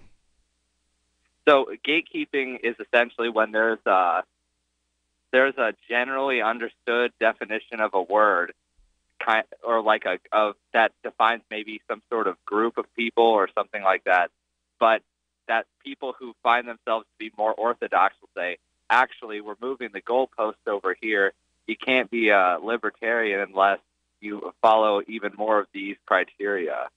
Because, okay, I know you just said something about like if there was some sort of Republican takeover, but the way the word libertarian is used colloquially for as far as I've as every single conversation I've ever had about it, it's been mostly like the understanding is that people are talking about essentially like anybody from Rand Paul to some anarchist guy. But there's when you start making all these different definitions and moving the goalposts around, then you do get calls like Ricky where he's talking about being a classical Democrat and a real Republican and all I'm this not sure BS. what anything we say has to do with Ricky. I mean, he's going to call regardless of what we say. And who is moving the goalposts exactly? I mean, here on Free Talk Live, most of our hosts, at least on this show tonight, I think, there are some exceptions, but many of our hosts believe in the principle of non-aggression, and that's our goalposts. Yeah. We're not the ones moving goalposts. Well, I think what he's talking about is that, in the party, among moderates and radicals, so to speak, you have this argument about, I'm more libertarian than you. And a lot of the times it's true.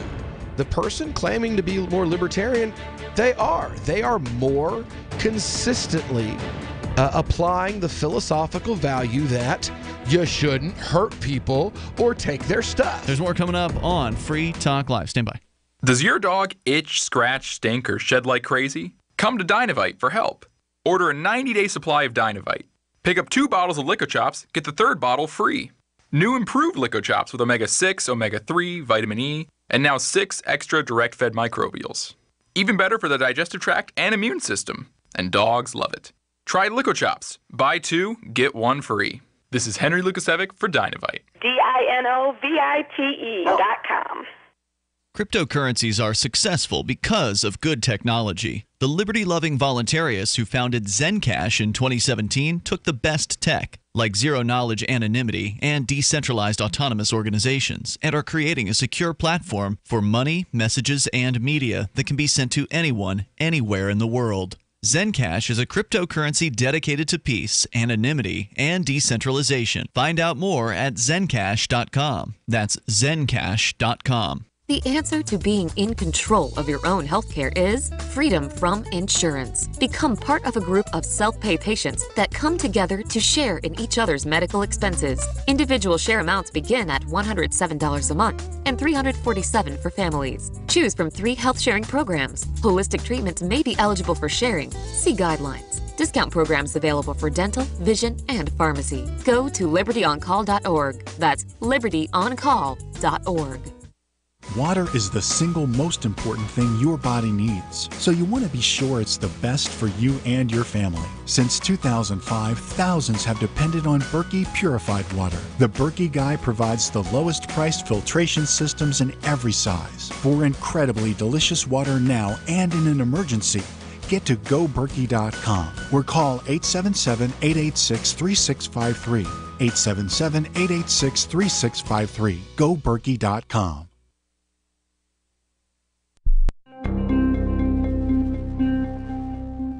Shortly after accidentally clicking like on nearly 400 of his ex-girlfriend's Facebook photos earlier today, panicked area man Adam Nuensing spoke to Onion reporters about his mistake. Damn it, I was just looking at one of Rebecca's Instagram photos that showed up on my news feed, and the next thing I know, I just liked every single photo that she posted over the last 4 years.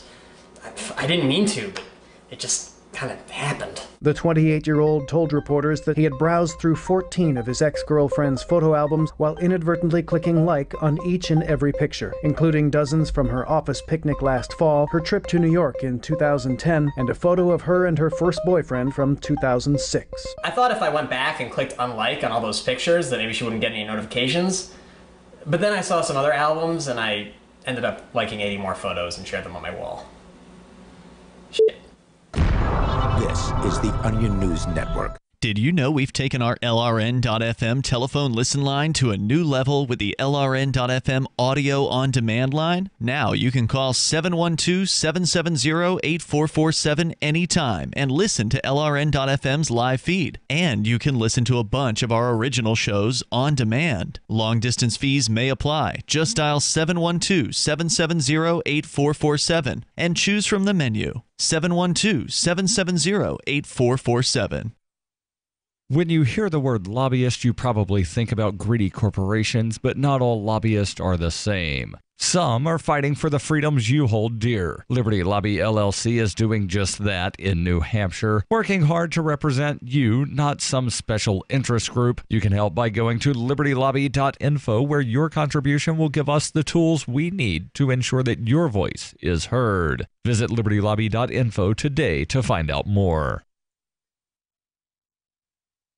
You're listening to the best liberty-oriented audio streamed around the clock, on the air and online. This is the Liberty Radio Network at LRN.FM.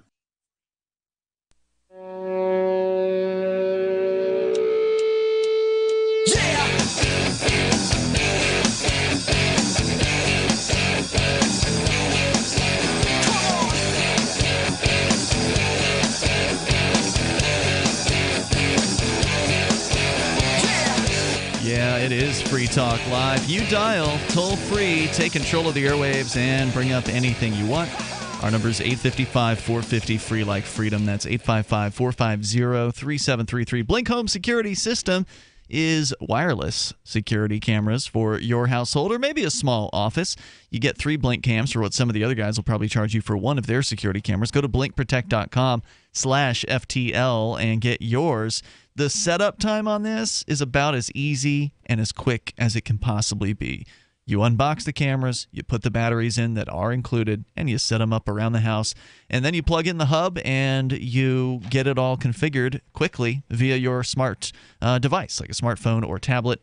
And then from that point forward, wherever you are, as long as you've got internet access, you'll know what's happening with your camera system. It's very handy. blinkprotect.com/FTL, like Free Talk Live. We're talking about the sad state of the Libertarian Party at the national level. I will say that the New Hampshire Libertarian Party I'm pretty excited about. I think that they've got some good leadership here. Darrell W. Perry is currently the chairman of the party, although I know he's going to be stepping down this year. So obviously there's some concerns for who might replace him. We don't know who that person's going to be yet, but if it's somebody who's an unprincipled hack, then I may end up regretting joining the party with a life membership here in New Hampshire recently.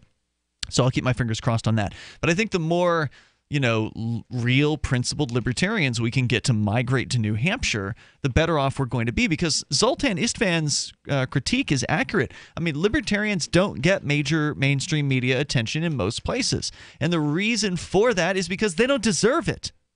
They haven't done anything to deserve attention. Oh, you ran a candidate? Well, congratulations. Now, while I agree that media should cover all of the candidates in a race, they aren't obligated to do so. And so do something else than just run political candidates once every 4 years. Do things in the off years where you can make a splash, show up at a city council meeting or something and say something that's principled in front of an audience, or hold a protest or hold some sort of an event supporting an activist who's in trouble or whatever. I mean, I don't know what your local group can do, but running candidates once every 4 years is the bare minimum. That's what I would consider mailing it in as far as running a political party is concerned. But anyway, Dan is in Nebraska, and you're back on with us, Dan. Any other thoughts you wanted to share? Please go ahead. Okay, so I just thought about the last segment, how incoherent I kind of word everything together. Do you think I could try to reframe what I'm trying to say for you? Yeah, please. Just from scratch. Okay. Okay. So, and it ends with a question, so I will have a question for you. When I listen to Free Talk Live, when I'm in any sort of social circle where I talk about where politics is something that would come up, be it in a room with other college students, so mostly Democrats, or my mom's side of the family, mostly Republicans, I always am, by a good margin, the most quote-unquote libertarian person in the room. Yeah. But when I listen to Free Talk Live, comparatively, I'm basically just a Republican who allegedly likes weed when you really draw the lines out. Okay. So what is it fair for somebody like me to use the L word as an adjective to describe myself, or have I not quite hit the mark? Well, let me ask you a question. Under what circumstances do you think it's acceptable to use violence against peaceful people? All right. So while I am understanding of that taxation is extortion, but I think that it is a noble extortion, at least as of right now. In the future, could there be some sort of way to make that not the case? Perhaps. But in 2018, it would be a bad idea to just stop collecting them and stop enforcing them. And I think that also there is an extent to which borders and nationality are important. But I think the part about nationality is something that, teaching people about culture, history, and heritage and stuff is something that is important and should be encouraged within a family, within a community, because without it happening in the family and community, it would die anyway, even if the government was trying to bring those things to people. So I think that part of my beliefs in that sort of thing fall into I think it would be best if everybody individually did this, and I would hope they would do that. I believe in voting with your dollar. I don't believe in, things like, Wait, let me see if I can put this. So with the word libertarian, let me see if I can put it in terms more apt that I think that you can understand then. What we're trying to do is we're trying to build a wall around the word libertarian and try to keep out all the people who won't assimilate to our culture. All right. Well, I don't want to keep out people. I think I'm kidding. I'm sorry. I'm playing with you. I'm sorry. For me to use that, it might not be fair for me to say that. Then maybe I should just start calling myself a conservatarian or something to that effect. I think people should call themselves whatever they want to call themselves. But ultimately, when it comes to being a libertarian as a political party and running candidates, I think this is where the big tent is both a good thing and a problem. It's a good thing in that you don't want to be excluding people who want to get involved. If somebody expresses an interest in some of the ideas of libertarianism, even if they aren't quite on board 100%, that person is an ally most of the time, and we want to be able to work with that person and not turn them off and not make them feel as though they aren't wanted or whatever. But at the same time, if that person says, I want to run for governor as a libertarian, and then goes out there and starts advocating non-libertarian things, that's a problem, and that's where a principled party should say, well, no. we're glad you're here. You can hold a sign for the person that actually is running for governor, but we only want to have principled people who understand what the non-aggression principle is and who can communicate that well running for office. Unfortunately, in a lot of places, the party has no say over who actually gets to run. So that's true here in New Hampshire, where if somebody who's not so libertarian decides they want to don their libertarian ball cap like Bill Weld did back in 2016 and pretend to be a libertarian, and they go and they run against an actual libertarian for the same office, there will be a party primary that's held where the state taxpayers pay for the primary, and so it's not an internal party decision at all. It's all just being done out in the open. So there's very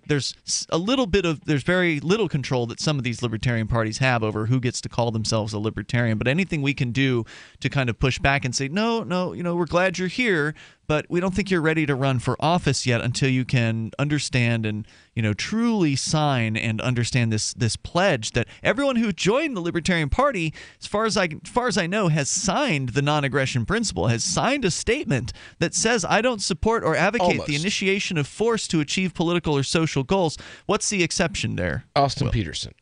How the hell was he allowed to join the Libertarian Party without signing the non-aggression principle? I think there are some states that don't require it any longer, and there's a huge That's push. shocking. Actually, so I do have a question. There's a huge push by a lot of people who were associated with state leadership in Gary Johnson campaigns, New York specifically, who are very open about the fact they want the non-aggression principle removed from anything that has to do with the Libertarian Party. So I want to understand why the Libertarian Party for you over the Republican Party. What's wrong with the Republican Party in your mind? Okay, the problem I have with the Republican Party is that there's honestly there's the Puritanism. I don't like the Puritan Republicans. I really like the really Republicans. aren't going to like libertarians then. I like that's the thing about it though, is like that's where the market's hard to draw on. Is like in the Republican Party, there are people who I really like who actually do, in some cases, refer to themselves as libertarians, like Milo Yiannopoulos or Alex Jones. But then there's people like Jeff Sessions who I do not like and have more difference than agreement with, probably. So I don't know. I guess I'm just a really, really moderate Republican then. If the Libertarians, everybody is what they are for the moment, or maybe an a-religious Republican. Basically an a-religious Republican. I'm more disturbed at the fact that he just referred to rampant nationalists as libertarians. I mean, like Alex Jones. They call themselves that, though. No, they don't. They call them. Alex Jones absolutely Alex Jones used to refer to himself as a libertarian all the time. Has he since the Trump train? I don't know. Libertarians are children. Libertarians are people who have given up looking for answers. Who's this? Who's saying this? Is Mio Yiannopoulos. He insults libertarians. He's not a libertarian. I would say that, you can be wherever you are right now, Dan, but, keep your mind open and keep learning, and that there's always, we're all changing over time. I mean, I'm not the same exact person I was 10 years ago, and you probably aren't either. So we appreciate you being out there, and thanks for the call here tonight. As long as you're not a globalist. The toll-free number here is 855-450-FREE like freedom. That's 855-450-3733. Hour 3's on the way. It's Free Talk Live. It's about time something new came along for better selling and buying online. And I found it. What now, Marge? It's buysellmakeoffer.com. Never heard of it. It's a brand new company. That's why you've never heard of it. It's the newest and best way to sell any products online. I did all the research. Sell my car? Yes. Our home? Yep. My golf bag? Your golf clubs. All of them. How about your purse collection hoard? Hey, now. You said any product. Right. I did. We get 30 days free. Really? Packages starting from only $9.95. And buysellmakeoffer.com will never charge item fees ever. Never. And this is cool. Listen to this. You can even use Skype or video to show your items. That's cool. Yes. All we have to do is go to the website, sign up, and then load our stuff to sell. I love this site. Buysellmakeoffer.com. Buysellmakeoffer.com. You got it? Buysellmakeoffer.com. Buysellmakeoffer.com. Better selling, better buying. Hi, this is Mark Edge of Free Talk Live. Michael W. Dean's book, User's Manual for the Human Experience, changed my life. In a culture that attempts to turn you into a compliant victim, this book gives you implementable steps on everything from how to be aware of your environment, walking down the street, to business, to how to handle a toxic person in your life. If you're a human, you need to read this book at least once. Go to Amazon and get the Kindle version, or paperback, or an audiobook of A User's Manual for the Human Experience.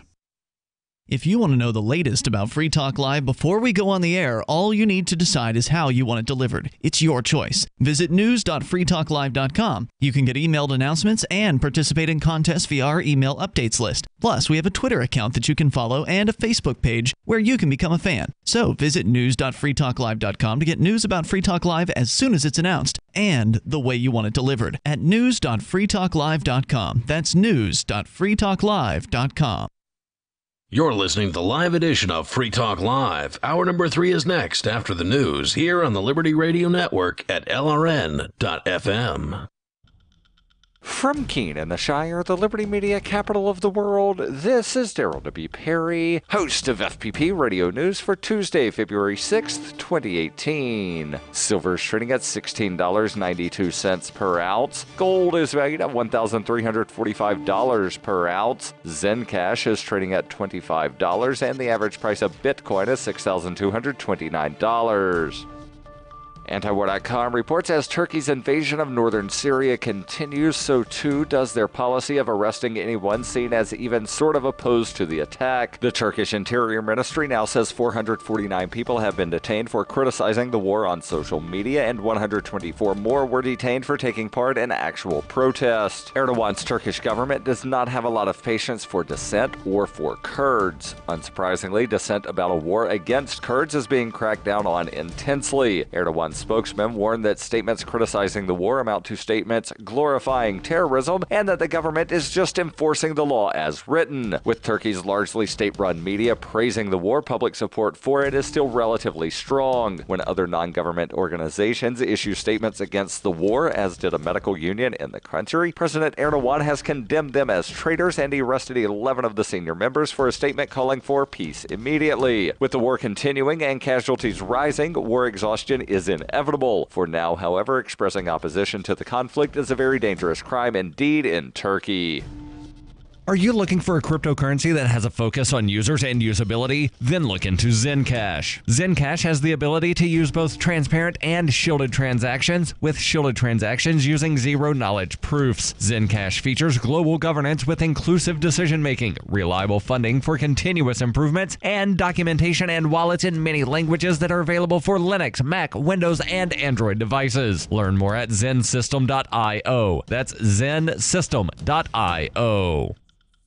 Reuters reports Seattle's election authority said on Monday that Facebook Incorporated is in violation of a city law that requires disclosure of who buys election ads, the first attempt of its kind to regulate U.S. political ads on the internet. Wayne Barnett, executive director of the Seattle Ethics and Election Commission, said in a statement that Facebook must disclose details about spending in last year's Seattle city elections or face penalties. The penalties could be up to $5,000 per advertising buy, according to Barnett, adding that he would discuss next steps this week with Seattle City Attorney. It was not immediately clear how Facebook would respond if penalized. Facebook said in a statement it had sent the commission some data. Will Castleberry, a Facebook vice president, said Facebook is a strong supporter of transparency and political advertising. In response to a request from the Seattle Ethics and Election Commission, we were able to provide relevant information. Barnett said Facebook's response does not come close to meeting their public obligation. The company provided partial spending numbers, but not copies of ads or data about whom they targeted. The unregulated nature of U.S. online political advertising drew attention last year after Facebook said Russians, using fake names, bought ads on the social network to try to sway voters ahead of the 2016 presidential election. Moscow denies trying to meddle in the election. Buying online election advertisement requires little more than a credit card. Federal law does not currently force online ad sellers such as Facebook or Alphabet's Google and YouTube to disclose the identity of the buyers. Legislation is pending to extend federal rules governing political advertising on television and radio to also cover internet ads, and tech firms have announced plans to voluntarily disclose some of that info. Facebook chief executive Mark Zuckerberg said in September that his company would create a new standard for transparency in online political advertisements. At the center of the Seattle dispute is a 1977 law that requires companies that sell election advertising, such as radio stations, to maintain public books showing the names of who bought the ads, the payments, and the exact nature and extent of the advertising services rendered. The law went unenforced against tech companies until a local newspaper, The Stranger, published a story in December in the wake of a Russia allegation asking why. Seattle sent letters to Facebook and Google asking them to provide information.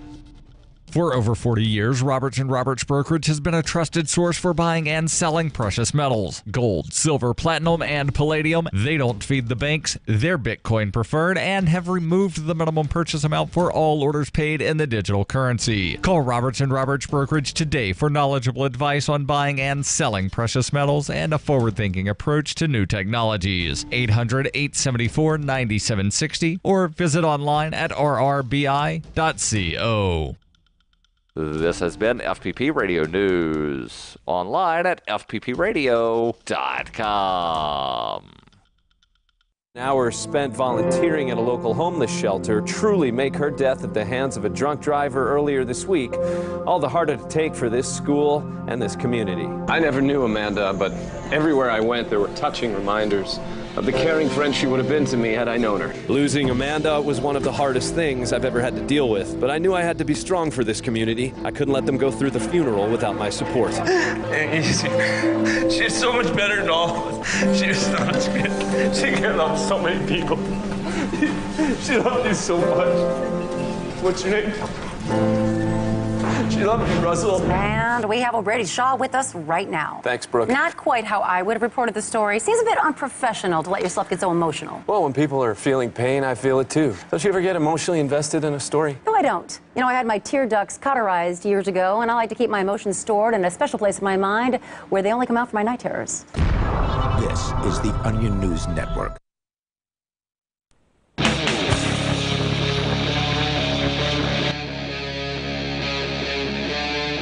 Free Talk Live. This is Free Talk Live. We're launching into the third hour of the program. As always, you can join us on the radio. Our toll-free number here is 855-450-FREE like freedom. That's 855-450-3733. We do have Skype, and the Skype username here is lrn.fm. We've got the Discord on-air call-in room as well, which you can utilize. Just go to discord.lrn.fm to get connected there. With you in the studio here, it's Ian. And Johnson. And Will. Back to your phone calls and thoughts. Then coming up, Will, you're going to tell us about a new currency that is hitting the streets. Where? Kyberia. Kyberia? Yeah. Oh, Kybera. Kybera. Kybera. Is that Africa? It's actually a region outside of Nairobi of poverty that is so deep that we here in America don't have the ability to conceive of Can't even fathom it. And is so large that it literally has multiple villages within it. We're going to talk about that coming up here, but first we go to your calls and thoughts. For those of you just tuning into the show, we have been fairly libertarian-centric, meaning that we've been talking about critiques, valid critiques, many of them, of the Libertarian Party, some coming from Zoltan Istvan, who actually we haven't even finished his article yet, and others coming from within the ranks of the show hosts here, and others from the phones, where we go to My Dog Rex calling from Florida, listening via the TuneIn app. Hello, My Dog Rex. Hey, gentlemen. Hey. It's a good topic because I've been sort of watching the Libertarians and watching how they're not really Libertarian. If you want a real Libertarian, you got to go Thomas Jefferson. Because George Washington... Didn't he keep slaves? John Adams. Well, would That's you, not very if you libertarian. could... No, wait. If you could, to save a man from the god-awful condition of slavery, buy him as a slave so he could have a better life? Well, I get what you're saying there. Is that what you're saying Thomas Jefferson was doing, was buying slaves from a bad form of slavery and putting them in a more kinder form of slavery? Because he still kept slaves, didn't he? But look at this. if you owned a man and he was your slave, your neighbor couldn't beat him. Okay, And but if you he didn't wasn't beat my him, slave, I wouldn't be okay with my neighbor beating a man who was my friend or not my friend. So. But you couldn't stop him from doing it unless you owned him. I mean, you got to look at the times and the circumstances at the time at that time. Mm-hmm. And if you bought a man and he was your slave, no other man could cause him harm but you. And you didn't harm your slave. You just treated him like a man. But you saved him from everybody else beating him to death. Okay, but are you saying that that's what Thomas Jefferson did, or are you speculating that that's what he may have done? I'm not a first-hand witness. Okay. I can't testify. So you have an under idea oath. about Thomas Jefferson. You want to believe the best about the man. All right, fair enough. Go ahead with your thoughts. Okay, but he was because you got to figure the times. He was the most libertarian, whereas in Alexander Hamilton, George Washington were not. Mm-hmm. In fact, George Washington, luckily he died, was going to run against Thomas Jefferson because they didn't want Thomas Jefferson, who wanted to rid the world of slavery, or the U.S. And okay, but as far as libertarians, that's what a libertarian is. Lysander Spooner, libertarian. Look this man up, Robert Yates, the Chief Justice of New York, writes under the pen name Brutus. The people, because they were talking about licenses today on a local show, people believe that because I got a license, or you need a license to do things, and they don't comprehend anything. And the libertarians you're talking about that are taking over the libertarians are not libertarian. They're not. Let me be. If I let you be and you let me be, together we are free. I don't need your permission. You don't need my permission. Just don't let your pigs poo on my grass. Mm-hmm. It's so simple. It's so easy. It's simple as the best word. And that's one of the best things about the libertarian movement and the principle behind it is it's not complicated. This is preschool level stuff. It's basic, leave your neighbor alone. Let people be free. Let them live their life how they want so you can be free to live your life how you want. But the problem comes in, I think, with a lot of human beings is where they want freedom for themselves. Many people do. I mean, there are freedom for me, but none for thee. Right. There are some people who do want to be told what to do. So not everybody wants freedom. But my mom's like that. She thinks that she loves America and she loves freedom, but she's get under your desk and put your head between your legs because that will save you during a nuclear attack because the government said so. She's one of those that if you're in jail, you should be starved and treated like an animal, even because you must be a monster. Even if you're innocent, because if you're in jail, you're there for a reason. Even if what you did this time isn't something you did, you're in there for something you got away with before. I mean, and that's like her mindset. But she was brainwashed her whole life through the Cold War to believe that way. Yep, that's a typical mindset. We saw a lot of that here in the Keene area of New Hampshire, when they were proposing to move the jail from where it was out in Westmoreland, which is like the town to the west of Keene, into Keene, where it is currently today. And that brought up all of this attitude from exactly what you're talking about, Will, from the people who are like, well, we don't want to have to see the jail because there's bad people in there, and we don't want to have to think about the fact that there's bad people around, and they're all bad if they're in the jail. That whole attitude came out because the proposal was we move the jail from middle of nowhere right to one of the main drags in Keene, where it's up on a hill, so everybody who drives by it gets to see the thing. And there were some people who they didn't want to be reminded that there were people out there, those bad people out there. And the fact is, you talk to the jailer, you talk to Rick Van Wickler, who's the superintendent there, who's also a member and one of the chairmen one of the board of directors of Law Enforcement Action Partnership, formerly known as Law Enforcement Against Prohibition. And he'll tell you that at times he's had as many as 40% of his inmates who he didn't think belonged there. So he'll tell you. Anyway, go ahead, my dog Rex. Anything else you want to share? Well, and you have my dad who would say, I paid into Social Security. Everybody has to because I had to. And my answer to him was, why didn't you stand up and fight? Why are you leaving it to me? You can't fight City Hall, son. That's what people are. Well, if I had to do it, then you got to do it. And my reply is, why didn't you fight not to do it? Stand up. I mean, I don't know. It blows my mind. Yeah, I'm with you, my dog Rex, and I share the concerns. That's why I picked up and left Florida, where you currently live, and moved to New Hampshire because I wanted to be around more people who are with me on these ideas. Let me ask you real quick. Yeah. What's the temperature up there right now? I don't know, freezing-ish, something like that. How long is your summer? A few months. I know. I left Michigan. Ecuador. Yeah, I've heard that's a good place to move. Hey, thanks for the call tonight, my dog Rex. I appreciate it. We'll continue here with another guy who is familiar with New Hampshire. He's Dave Ridley from RidleyReport.com. He's been here longer than I have as part of this New Hampshire freedom migration, and you've been watching and reporting on it for a long time over at RidleyReport.com, which is your YouTube channel. Dave, you're on Free Talk Live. Go ahead. Actually, I want to just say something real quick while this is on my mind. That as an answer to that last caller, his dad really could have gotten him by saying, "Well, son, I didn't fight Social Security because it was too cold." Anyway, go ahead, Dave. So you, Ian, are probably one of the 3% of New Hampshireites who are the most familiar with the political system. But you, can you tell me, what is a regional planning commission? No clue. Well, I'll answer that for you. I don't know that much about it either, but I can tell you that it is in practice a sort of sixth layer of government that you have to live under in New Hampshire. There's from all the way from municipal up to world government. Well, the Regional Planning Commission, you may have thought there were only 5, but the Regional Planning Commission is sort of the 6th. Okay. These have existed, I think, since the 1960s in New Hampshire, roughly.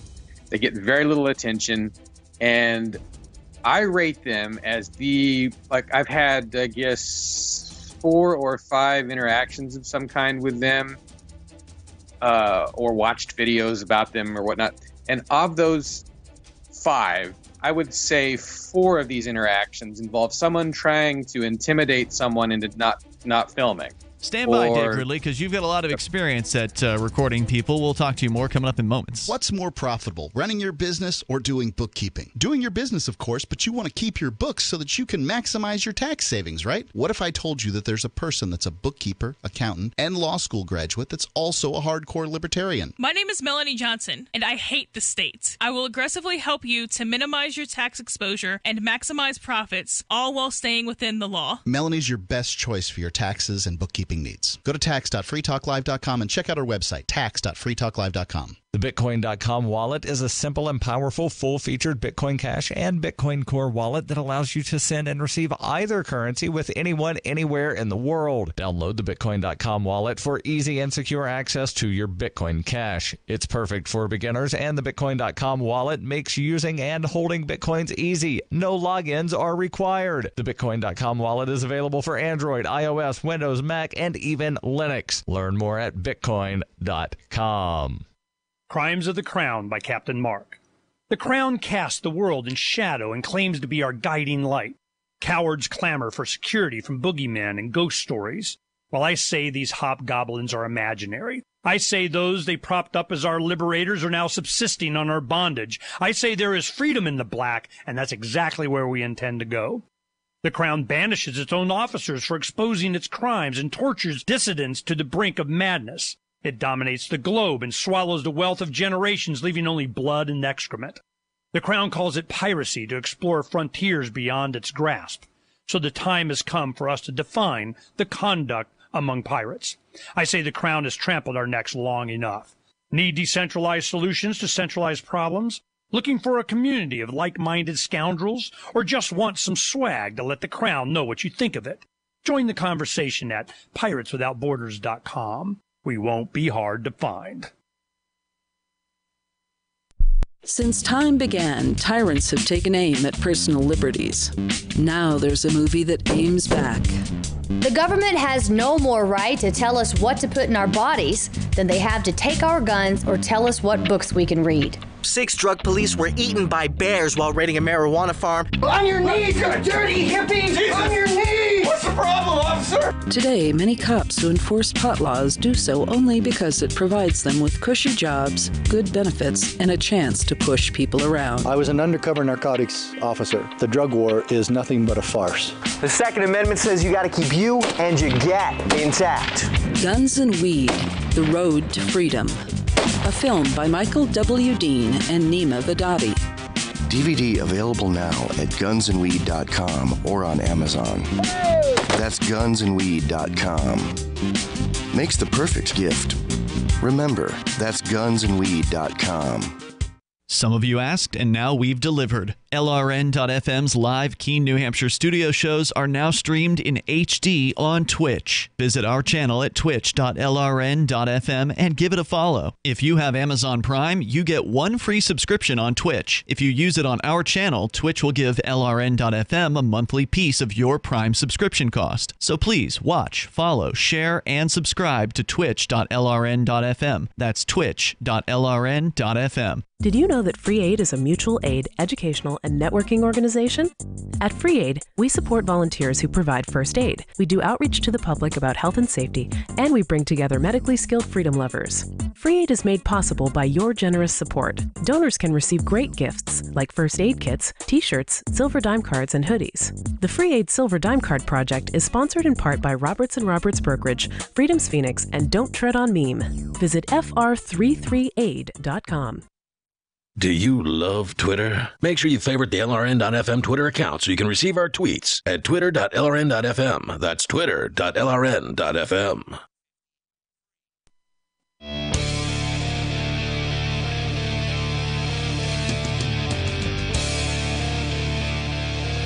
This is Free Talk Live. You can dial in toll free here. Bring up whatever you want. Our number is 855-450, free like freedom, 855-450-3733. Skype in at Skype username LRN.FM. And you can join us online anytime you want. Just go to freetalklive.com. And let's talk about nutritional supplements for a moment. Over 60% of Americans are taking nutritional supplement, and for good reason. Nutrient depletion of our soil coupled with dependence on processed foods has left most people deficient in those essential nutrients. But where do you start? If you visit a naturopath, you'll likely be told a cheap vitamin mineral supplement doesn't cut it. You'll also need probiotics, enzymes, antioxidants, and other nutrients. And by the time it's all said and done, you're buying 5 bottles of product and spending $150 per month. If that's a situation you've experienced, then you need to know about Whole Food Multi-Complete. For 15 years, Whole Food Multi-Complete has been quietly providing what the big guys won't. It's the perfect blend of supplements in a single product. They've taken the expense and complexity out of following a complete supplement program. So visit simplifymysupplements.com to learn more and use coupon code FTL, like Free Talk Live, to get 10% off of your order every time you order. Your satisfaction is guaranteed or your money back, and they do accept Bitcoin Core and Dash as well. So if you want to use crypto, you do need to send them an email, and don't forget to mention FTL when you do that. SimplifyMySupplements.com, and for that 10% off, use coupon code FTL, like Free Talk Live. We go back to Dave Ridley from RidleyReport.com. You were calling about these regional planning commissions, which sounds just about as boring as a government hearing could possibly be. But Dave Ridley, you have steeled yourself against that and shown up at a lot of these meetings, I imagine, with your video camera and conducted your classic Ridley-style ambush interviews. And you said people there a lot of times are trying to intimidate you. Go ahead. Well, that's why they're very interesting, I think, for that reason. I mean, what's boring would be a politician that just answers your question, right? But these bureaucrats at the RPCs, you know, like I said, most of the times I've interacted with them, something has happened, you know, where you know, one of their hirelings has tried to stand in front of the camera, or someone puts their hand over the camera or whatnot. Yep. So you have to focus on what you see. But now what I've heard about them, they came onto my radar in around 2013 because there was this big conspiracy theory surrounding the regional planning commissions and this program they had called Granite State Futures. And this was like a federally funded program that was at best a waste of money. But conspiracy theorists were saying it was connected to the UN and they were going to, you know, try to impose some UN agenda on everybody. So that's what got, at least, you know, it may have just a conspiracy theory, but it got everybody talking. Yeah. So anyway, that has not finally, everybody, but Some people were talking about it. Got some talking going on. Yeah. But that has at least resulted in a bill finally in the State House. I'm not saying that this is the best way to solve the problem, but there is a bill at the State House. It's either House Bill or Senate Bill 1616, and it bans the regional planning commissions from accepting federal funding. Does that make sense? I see. I don't know, what kind of funding sources they get. I don't know what it is that they're supposed to be planning. What is the purpose of these things? Do you have any idea? I should clarify, by the way, ban is not quite the right word. It requires them to get permission from the state legislature before they receive any federal funding, basically. But the original purpose, according to the Coalition of New Hampshire Taxpayers, they were supposed to sort of help coordinate different local governments. For instance, when they share a watershed or a lake or something like that, help them make better use of resources. That's the theoretical purpose behind it. But the CNHT, the Coalition of New Hampshire Taxpayers, believes that they've just kind of become an arm of the federal government. Yuck. And to some extent, that is what I've experienced, because I went to a Granite State Futures meeting, and it was federally funded, and they had some lady the federals had hired from some college or something like that. So she was sort of working for the Planning Commission, sort of working for the feds, and sort of standing in front of my camera when I wanted to interview one of the RPC people. So, this bill it's just hacking at the branches, and it probably won't pass like most bills. The best thing to do, of course, would be to abolish these commissions, right? Just put in a bill to get rid of them entirely. It's better to have something that's interesting. If it's going to fail, it might as well be interesting. Yeah, I tend to agree, but most of the politicians don't agree with us on that, Dave. The Liberty politicians, as great as they are, a lot of them don't want to take a risk of putting a principled piece of legislation forward because they feel like if it can't possibly succeed, that it somehow damages their what they call political capital. So those are the reasons why they typically give excuses for not putting forth principled legislation like abolishing all prohibitions or things like that. And I hope that someday we get to the point where we actually have liberty-oriented legislators who are willing to put forth principled pieces of legislation like that. I'm not saying the people who are there are doing a bad job. I think they're doing, the best that they can under their circumstances. But we just need more political success. And in order for that to happen, we've got to have more people moving here. We've got to have thousands more libertarians coming to New Hampshire and getting active. Would you agree? Yeah, that was what Murray Rothbard said. You don't submit a bill to try and reduce taxes by 2% because no one will get excited about it, right, and it won't have much chance of passage anyway. You submit a bill that's crazy to get everybody excited, right? Or that the one that people say is crazy. Look how excited people got over Ron Paul, who was sort of a libertarian purist, and how little excitement they had over Rand Paul's candidate. Exactly. When his goals were more modest, that did not make them more achievable. Well, I wish they would listen to you, Dave, on this one because you've got good advice. I appreciate your call tonight. That's Dave Ridley from RidleyReport.com. Let's continue with your calls and thoughts. Someone calling themselves Doofus is calling from jail somewhere. Doofus, you're on Free Talk Live. Go ahead. Hello. Doofus. He must have really been calling from jail, and his 15 minutes ran out. Yeah. Well, if you're still in jail, and you probably will be, we'll be here when you want to call us back. Thanks for the call tonight. The toll-free number is 855-450-FREE like freedom. All right, Zoltan Istvan, that's where we started the show, Johnson. Was there more from his article? Yeah, there's definitely more from this article. This is his critique of the Libertarian Party having run for governor in California under their label. Yeah. So he had said there about the Libertarian Party not getting media coverage or big ticket donors. They don't deserve it. All that stuff. And he's saying, as a former National Geographic journalist and a correspondent for the New York Times, it's easy to see why libertarians are rarely covered. This point was made abundantly clear to me when Larry Sharp, a well-liked figure in the Libertarian Party, all but endorsed another Libertarian candidate for governor in California, Nicholas Wildstar. Multiple candidates running for the same office within the same party are a fact of life, but when Sharp jubilantly pointed to Wildstar at a recent public event and said, "There is a future for California that is not the same old thing. It's this man right here. Wildstar is the right answer for the future of this state."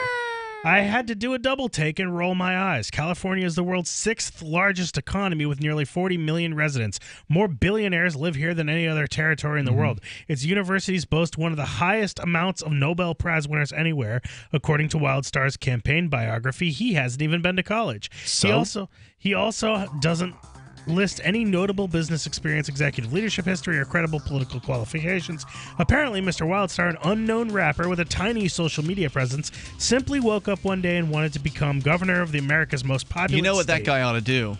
He should change his last name to Worldstar and then get on the ballot.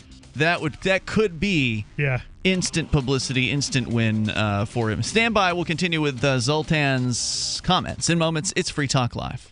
Hunters, anglers, campers, and survivalists. Get back to nature. Expand your horizons with the highest quality, most versatile, unique slingshots and sling bows on the market at slingbow.com. Slingbow products are compact and models start from just $17.98. They're perfect for your bug out bag or storing in your vehicle. Give yourself and your loved ones the excitement and tradition of Slingbow, a new frontier in archery and truly modern twist on this primitive survival tool. Feel the thrill only at slingbow.com. It's a no-brainer. A Big Berkey water filter is the one you need, period. You need a water filter that removes chlorine, fluoride, pharmaceuticals, BPA, and other endocrine disruptors, pesticides, bacteria, viruses, and much more, right? And does it all at only 2 cents per gallon. Get the original and most trusted name in gravity water filtration, Big Berkey. And now GCN listeners receive 5% off ceramic filter systems using code GCN. Call or click 1-877-99-BERKEY or BigBerkeyWaterFilters.com. That's 1-877-99-BERKEY. Excuse me, is this where I get a license to start a new business? I wouldn't be hasty. You have to get a license to go out of business, too, you know. Oh, well, look, I've invented this little anti-gravity machine, see? Oh, is that why you're walking 2 inches above the floor? Oh, yes, it's very comfortable. It saves on shoe leather. Yeah, well, you have to fill out these forms and report to the Human Services Department of Manpower Orientation and register with the Fair Employment Practice Commission, the Wage and Hour Division of the Employment Standards Administration, the State Sales and Income Tax Division, the Internal Revenue Service, and the Social Security Administration of the Department of Health, Education, and Welfare, and, of course, OSHA. OSHA? I thought that was a little town in Wisconsin. You'll find out. Say, floating around like that could be dangerous. Have you checked with the Consumer Product Safety Commission? Well, not yet. Come to think of it, you actually are flying, aren't you? Look, you need to go over to the Federal Aviation Administration and the Transportation... It's very hard to get anything done these days if you're in business, but free enterprise built this country. Think what could happen if we don't keep it free. A public service of this station and the Center for the Defense of Free Enterprise, Bellevue, Washington. We just can't have people floating about unregulated, you know. Radio is the most personal of mediums. I exist right now in your head. If you listen to Free Talk Live regularly, you know me. Free Talk Live is on more than 160 radio stations around the U.S. and has been downloaded on every continent around the world. Hundreds of thousands of listeners with ad packages from $600 a month to $6,000 a month. Imagine what we can do for your business, project, website, or idea. Email me, mark@freetalklive.com. Here's a chance to do a little activism while you're cruising Facebook, Twitter, or Google+. Between the LOL cats, the recipes, the hot girls, and the inspirational sunrise memes, Free Talk Live's posts pass by your newsfeed. Like them, comment. It gives us more exposure. If you don't see our posts, click like at facebook.freetalklive.com and then hover over it to click Get Notifications. It's an easy way to spread the ideas of liberty a bit further. I know you're busy, but you can spare that 1/10 of a calorie it takes to click on something. Facebook.freetalklive.com. Why did you move to the Shire? I moved here to the Shire because there's other people around who take liberty just as seriously as I do. I moved to the Shire because I saw videos of people challenging authority and thought that I could get support myself. It called to me, like, do this right now. I wanted to be around people like me who got it, and once I got here, I knew there was nowhere else that I wanted to be. I've always wanted to change the world, so I moved to the Shire to join people who were actually working towards doing the same thing. The people here are awesome, loving, and positive. It was for the adventure and for the feeling of something important is happening here, and I just wanted to come to sort of be part of that. Visit ShireSociety.com to read and sign the Shire Society Declaration and learn the reasons why, if you love liberty, you should immigrate to the Shire. Plus, add yourself to the Shire map at ShireSociety.com. That's ShireSociety.com. You can put the Liberty Radio Network on the air in your area. Visit broadcast.lrn.fm to learn how. Broadcast.lrn.fm.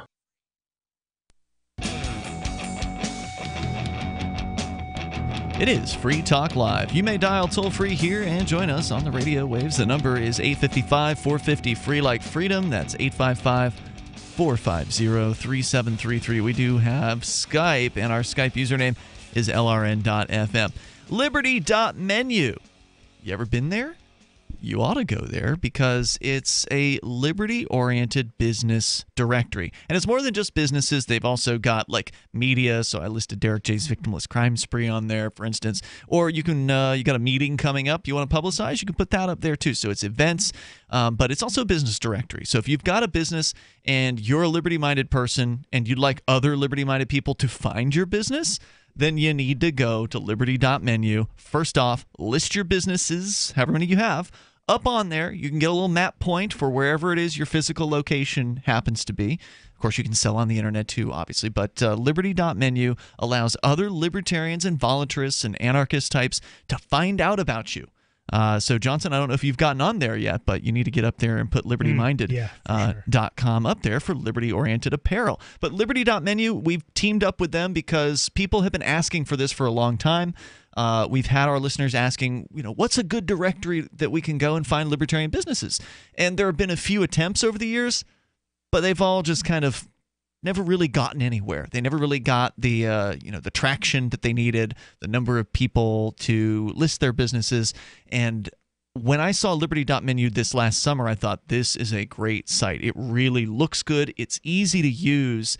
And it was actually made by an actual libertarian who ended up moving up here to New Hampshire as part of the New Hampshire Freedom Migration. So you'll see a lot of New Hampshire points on the map, but it's a global map. So please get on there, add your business. It's free to use liberty.menu. So really there's no reason not to do this. And of course, if you feel like it, you can upgrade and pay a little bit and then get some nice bonuses for your listings. But listings are free at liberty.menu. So head on over there, get your account rolling, and get started with liberty.menu. As we continue here, Johnson, you're sharing with us some, I think, very valid critique from Zoltan Istvan. He's the transhumanist guy who drove around the country in a large, not hearse, but a coffin, an RV that had been retrofitted as to look from the outside as though it were a floating or traveling coffin down the road. It's kind of an interesting character who we've actually read about before on Free Talk Live, more in the context of him being a transhumanist than a libertarian candidate for governor, which apparently he was recently in California, and that's where we left off, where he was critiquing some of his competition. He was critiquing the other libertarian who was running. And that somebody would, one of the other people would, I guess notable libertarians would recommend this other candidate and say that that's the future of the party. And he was mad because he didn't have a college degree. Saying, Mr. Wildstar, an unknown rapper with a tiny social media presence, simply woke up one day and wanted to become the governor of America's most populated state. It's simply unimaginable that libertarians could expect to be taken realistically by the public when they support candidates who aren't qualified to run for minor office. As opposed to me, the man who drove around the country in a large coffin.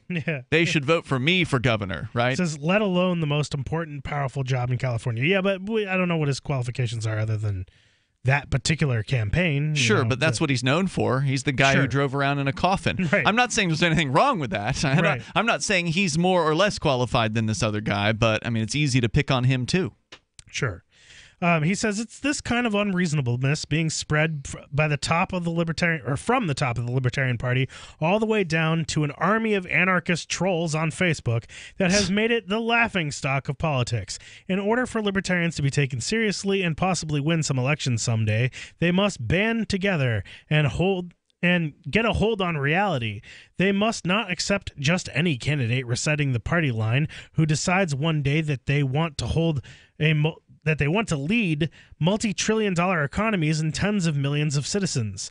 Nicholas Sarawak, a real libertarian, would not want to lead an economy. A real libertarian would know that, know that you're not there to lead anybody. The politicians are terrible leaders. They, if they had any actual, ability to lead, they would have done it in the, the marketplace and created a successful product or service or business. But because they're failures for the most part at doing that, or sociopaths or psychopaths at worst, they've gotten into politics. They are not leaders, and I can't stand it when people refer to politicians as leaders. Yep. He goes on to say Nicholas Sarawak, the chairman of the Libertarian Party, has the well-wishing goal of running 2,000 Libertarian candidates in the upcoming 2018 elections. Okay. But I fear this strategy will only highlight one thing if the candidates are not qualified or reputable, that the Libertarian Party has no interest in ever challenging the Democratic and GOP in a duopoly has no interest in ever challenging the Democrat and GOP duopoly in a meaningful way. I would much rather see the Libertarian Party focus on 100 good candidates across the nation that are important enough to make the news regularly and could possibly impact their respective races.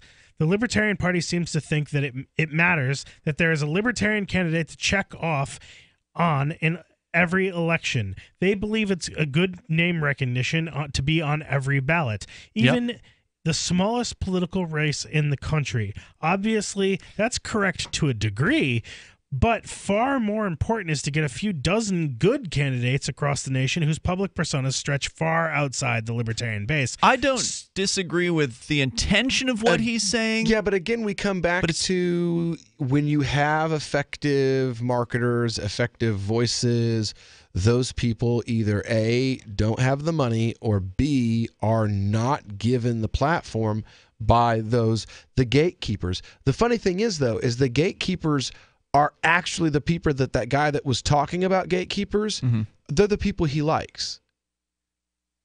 No joke. They are the people he likes. They're the Reason magazine, big shots, and all that kind of stuff. When I ran for office, I was the only vice presidential candidate who wasn't afforded the opportunity for a Reason magazine video at the convention. Oh, wow. When I went up to them and I asked about it, I was basically just rebuffed. Now, I was the second runner-up. Yeah. And I was literally endorsed by two of my opponents when they, rather than them run against me, because they saw me as the better option, and endorsed by multiple caucuses, but still not enough for the Reason gatekeepers to decide that I deserve to be acknowledged. So one of the things that he's saying here in this case with we need to have better candidates rather than a large number of candidates. And I don't disagree with that, but what he's talking about is central control, right? He's saying, well, it needs to be this way. Well, if you've got 2,000 people who want to run for office, I don't know then that he's necessarily saying central control. I think he's implying that libertarians as a whole or as individuals should respect these ideas and ideals more. I don't think he's necessarily saying we need someone in the Libertarian Party to filter out these bad candidates. I think he's trying to say the Libertarians in general should support the ideas of having candidates that are more qualified for political office if you're going to be part of political parties. He's specifically criticizing the chairman of the Libertarian National Committee, Nicholas Sarwark. He's criticizing his plan to have 2,000 libertarians on the ballot. Right. And that means that he thinks the Libertarian Party should spend its money on something else, namely supporting the 100 best candidates, rather than promoting the idea of, hey, just throw your name in. And I don't think there's anything wrong with people just throwing their name in either. I think that it's not a bad idea to focus on promoting the best candidates. I agree with that point. But I don't think you should rebuff people who want to just throw their name in. I remember in Florida, I don't know if you were around for this, Will, but they had what they called the full slate campaign, where the idea was, let's just get as many libertarian names on the ballot as possible. Yeah. I remember that. You can just toss your name in, even if you're a pencil candidate or whatever they called it, where paper candidate, where you wouldn't do any actual campaigning. Where Johnson, you're a busy guy, right? You're super busy. They would try to convince you, be like, look, Johnson, just throw your name into the hat. You don't have to show up at a debate. You're probably not going to get invited to one anyway. You don't have to answer what the media says. Just throw your name in so there's a libertarian option. And I don't think that's a bad idea necessarily, just to have people see the word. Or you can do like what Alexander Snitker did. And, I'm not taking away from what he did, but you can go out and stand in front of Channel 9 and in front of Channel 2 and yell about the fact that the Republicans said no when the Democrats said yes to you being allowed in the debate. We're going to come back with more. Your calls and thoughts are welcome in these remaining moments. And this is Free Talk Live, 855-450-FREE, like freedom. Live from the Vertcoin studio. This is the call to freedom. It's the Crypto Hour, brought to you by Helium. 47 here on LRN.FM. When you hear the faucet, be caller 5 to get some free coins. This is the call to freedom. Cryptocurrencies are successful because of good technology. The liberty-loving voluntarists who founded Zencash in 2017 took the best tech, like zero-knowledge anonymity and decentralized autonomous organizations, and are creating a secure platform for money, messages, and media that can be sent to anyone, anywhere in the world. Zencash is a cryptocurrency dedicated to peace, anonymity, and decentralization. Find out more at zencash.com. That's zencash.com. Have you checked your Google search results lately? Search results are usually the first impression that people form of you or your business, so make sure that they create a positive impression with ReputationDefender.com. What the internet says about you can have a big impact on your life and your livelihood, even if it's not true. Fortunately, you can now control how you look online and in online search results with ReputationDefender.com. Call 800-831-0771 now. That's 800-831-0771 for your free reputation analysis. If you have negative material from an ex-employee, upset patient, or former client, newspaper article, legal issue, social media, or other source showing up in your search results, you can combat it with ReputationDefender.com. Our dedicated experts in patented technology can help make your online search results look their best. Call 800-831-0771 to learn more. 800-831-0771. That's 800-831-0771. Or visit ReputationDefender.com.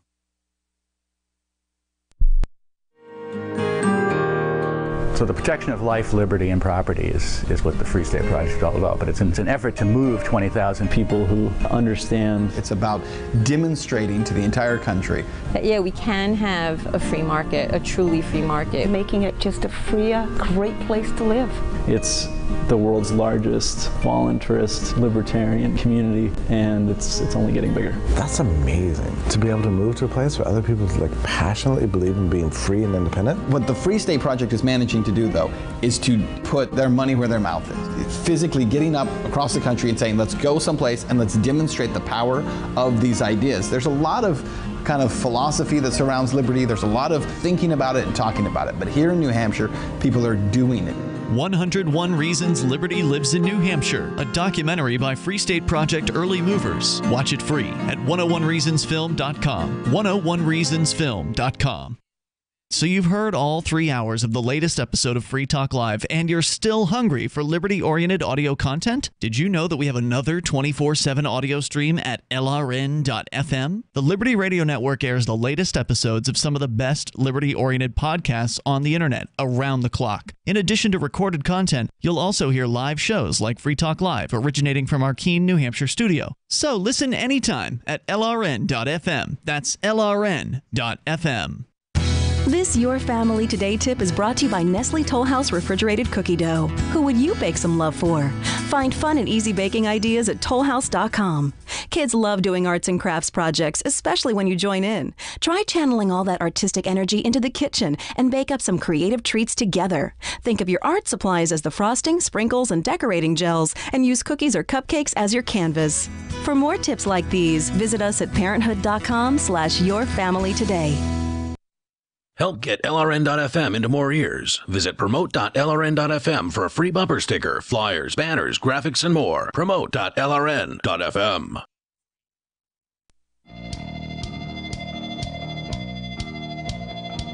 It is Free Talk Live. Moments remain here. Enough time for you if you join us now. The toll-free number is 855-450, free like freedom. That's 855-450-3733. And you can join us online. Head over to freetalklive.com. We do have our AMP program, which is a way for you to help us get on more radio stations. Just confirmed a brand new station that is going to be airing our show, I think, on weeknights. We'll be announcing them officially here pretty soon. And so I'm excited about that. You can help us bring more stations on board. Just join the AMP program at amp.freetalklive.com, and you'll get cool perks like access to the AMP-only podcasts, the AMP-only call-in lines, the AMP-only Discord chat rooms, and even the AMP-only Facebook group. Get all the details over at amp.freetalklive.com. That's amp.freetalklive.com. A few more thoughts here from Zoltan Istvan on his critiques about the Libertarian Party. He's disappointed. Let's continue. So he says candidates must be reputable public figures with standout resumes able to actually be seen by the public and media as possible and capable high office holders. In its quest to protect the freedom of Americans and reduce the size of government, libertarians have forgotten a core part about politics: being liked. I sometimes call libertarians on the phone, and when they don't recognize my number, they often answer hostilely. Who is this? How did you get my damn number? This is not the way libertarians are going to win elections, by being socially inept or cantankerous, or by being dreamers. I'm going to have to call BS on that. Again, back to I ran for office for the vice presidential nomination in 2016, which meant a lot of time while on the road with just a call list in my lap as I rode from convention to convention in the van, calling the delegates from the previous conventions to try to get their support, to try to talk to them and get their support. So, and you know what? I did not experience a single time what he's talking about. What he just talked about. Interesting. So, and again, like, this is coming from, like, people had heard about like this Muslim guy coming into the race. You know, because it was covered.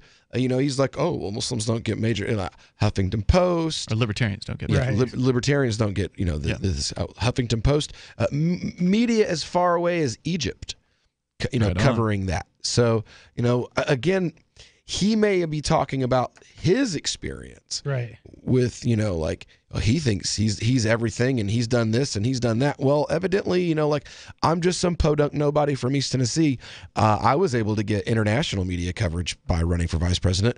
Why weren't you? Like, what about you is so uninteresting with all of your major, you know, big resume that you couldn't get any of these things when you ran for office. He goes on to say that how he thinks libertarians will win by pushing forth ideas of limited government and personal freedom with behavior that's more professional and likable than the Democrats and the Republicans. Respectability politics. Yeah. Libertarians should take a hard look at how diplomacy works and why the art of friendliness and compromise is often the best platform for building new relationships and winning elections. You don't compromise as a libertarian. You should not compromise your message when you're running.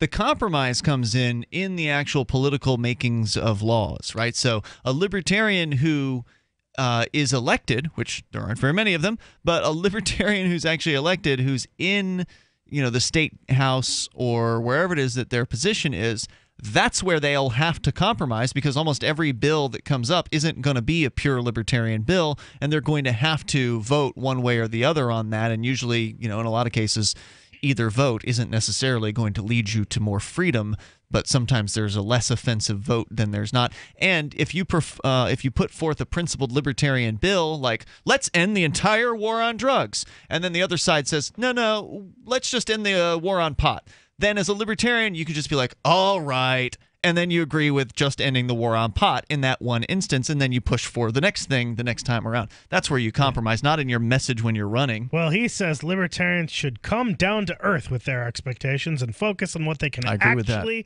accomplish in politics. Otherwise, the Libertarian Party will soon turn 50, and another tiring half-century will follow of indefinite losses and ridicule. I said that while I was running for office and was chastised by delegates all over the country for saying, look, you said that on stage, right? This isn't our year. Yeah, I said that on stage like during the nominating speeches. Look, we need to be realistic. This is not the year the Libertarians are going to win, but this is the year that we can make a major splash and a major showing and show ourselves as something different and set apart. And instead, the delegation was like, well, yeah, but this year Donald Trump is what's different and set apart. So why don't we offer like mediocre milquetoast Republicans what they're not getting, and then we'll totally botch and lose the election. I got to admit, I did have a little bit of a But we got more votes than we ever got before. That's what they'll get to claim. Yeah, and so did every other third party. I got to admit, I did have a little bit of a secret dirty motivation for this article too when I initially had perused it, which was I originally thought that Mark would be in tonight, and I figured that you and Mark would be at each other's throats over this article. Well, we still had plenty of things to say, so that wasn't a problem. Let's go to EJ on the line via Skype. EJ, you're on Free Talk Live. Hey, what's going on, Free Talk Live? How you guys doing this evening? Hey, good. You're on the air. Where are you calling from? Clarksburg, West Virginia. Welcome. Go ahead with your thoughts. I've actually called in before using regular phone line. This is my very first time calling through Skype. I bought a bunch of new studio gear. You sound awesome.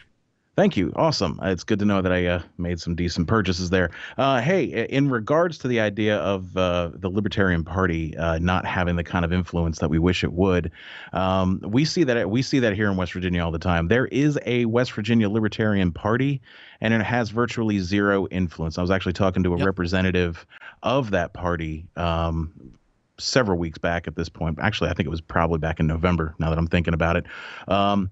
And he was basically telling me that the reason that the Libertarian Party, National Libertarian Party and West Virginia Libertarian Party specifically, has such little influence is because the truly principled libertarians, true libertarian principles are scary to the mainstream. Mm-hmm. That's true. And freedom and he is was scary. basically saying, he's like, a lot of libertarians who enter the party, they are coached. They are essentially coached by, I guess what they call consultants to tone down the anarchy speech is what he said they were told to do. Yeah. Tone down the anarchy speech, tone down the taxation as theft speech, because it sends out negative messages about your ideas of unity with America. It sends out a negative message about what you believe it means to be an American citizen. That sounds like a bunch of garbage. I mean, I agree. To me, it sends out a signal. The idea of speaking principle, of explaining the non-aggression principle, explaining to people, hey, we're the political party that thinks it's wrong to use aggressive violence against peaceful people.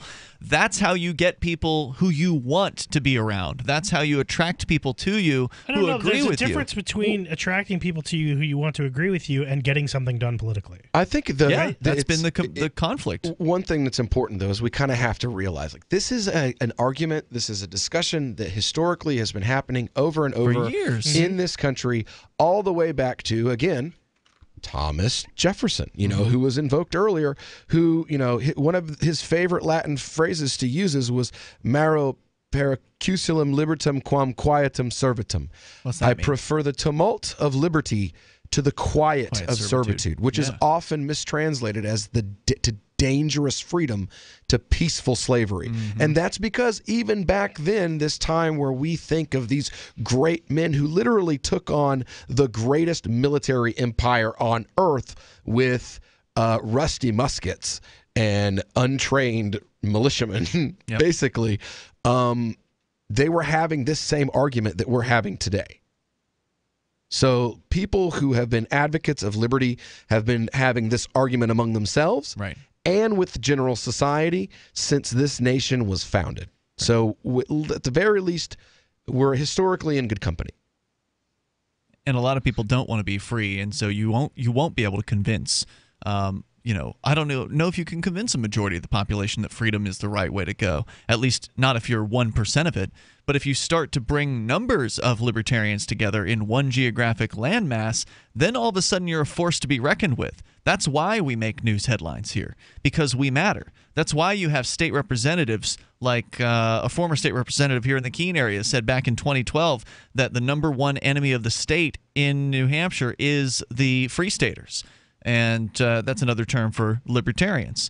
And she was afraid, right? The reason why a statist who's in power would attack the libertarians is because we are a threat to them in New Hampshire. But everywhere else, They're not even close to a threat. Hey, EJ, thanks for the call tonight. I appreciate hearing from you. I wish we could get to this currency thing, Will. I hope that you'll hold on to it. You're not coming back tomorrow because you got a daughter to go see who's having a baby. Yeah, but, in Florida. But I do want to talk about the currency thing at some point. So let's do that at some point in the future. I don't know how long Mark's going to be gone for, but I suspect he'll be gone for a little bit. Yep. So we'll see you tomorrow night. Join Will for his show, The Call to Freedom. Go to calltofreedomlive.com to check that out. Check out Johnson's website, libertyminded.com, for official Free Talk Live gear and other cool liberty-minded stuff. We'll see you tomorrow. When commercials come on, don't push the button. Instead, listen. Even if you don't sell things for a living, you're still selling in the various conversations and transactions that make up your busy day. With money and attention so scarce now, effective communication skills have never been more important, especially if you're a job seeker. So take a lesson from Madison Avenue. Often the fewer words, the more effective the message. Like Jiffy Lube, where you never need an appointment, or the Office Max ad that says, you supply the ambition, we supply everything else. How about online ticket broker StubHub.com, the way in when it's sold out, or CyberCupidMatch.com's seductive, go ahead, it's okay to look. How cleverly and succinctly can you distill your message? For more tips, hit survivalspeech.com. I'm Holland Cook. What do you shop for that you could otherwise buy at Amazon? Pretty much everything, right? Amazon has competitive pricing and they deliver, and that's a big plus. If you could plan ahead in your shopping, would you be interested in saving up to 33%? There's a catch. You have to do your shopping in Bitcoin. But imagine those savings. It's like a huge raise. All you have to do is go to saveitpurse.com. We've saved thousands, and you can too. Plan ahead and save. Saveitpurse.com. LRN.FM is proud to announce our official listening apps for Android and iOS devices. Now you can easily tune into our streams anywhere, anytime on your smartphone or tablet. Just visit apps.lrn.fm or search for LRN.FM in the Android or Apple app stores. Please download, rate us 5 stars, then share the link on your social media and let your friends and family know how you're listening to LRN.FM. Download it now, free at apps.lrn.fm. The latest episode of Declare Your Independence is next, after the news, here on the Liberty Radio Network, LRN.FM. From Keene in the Shire, the Liberty Media capital of the world, this is Daryl W. Perry, host of FPP Radio News for Tuesday, February 6th, 2018. Silver is trading at $16.92 per ounce. Gold is valued at $1,345 per ounce. Zencash is trading at $25, and the average price of Bitcoin is $6,229. Antiwar.com reports as Turkey's invasion of northern Syria continues, so too does their policy of arresting anyone seen as even sort of opposed to the attack. The Turkish Interior Ministry now says 449 people have been detained for criticizing the war on social media, and 124 more were detained for taking part in actual protest. Erdogan's Turkish government does not have a lot of patience for dissent or for Kurds. Unsurprisingly, dissent about a war against Kurds is being cracked down on intensely. Erdogan's spokesman warned that statements criticizing the war amount to statements glorifying terrorism, and that the government is just enforcing the law as written. With Turkey's largely state-run media praising the war, public support for it is still relatively strong. When other non-government organizations issue statements against the war, as did a medical union in the country, President Erdogan has condemned them as traitors, and he arrested 11 of the senior members for a statement calling for peace immediately. With the war continuing and casualties rising, war exhaustion is inevitable.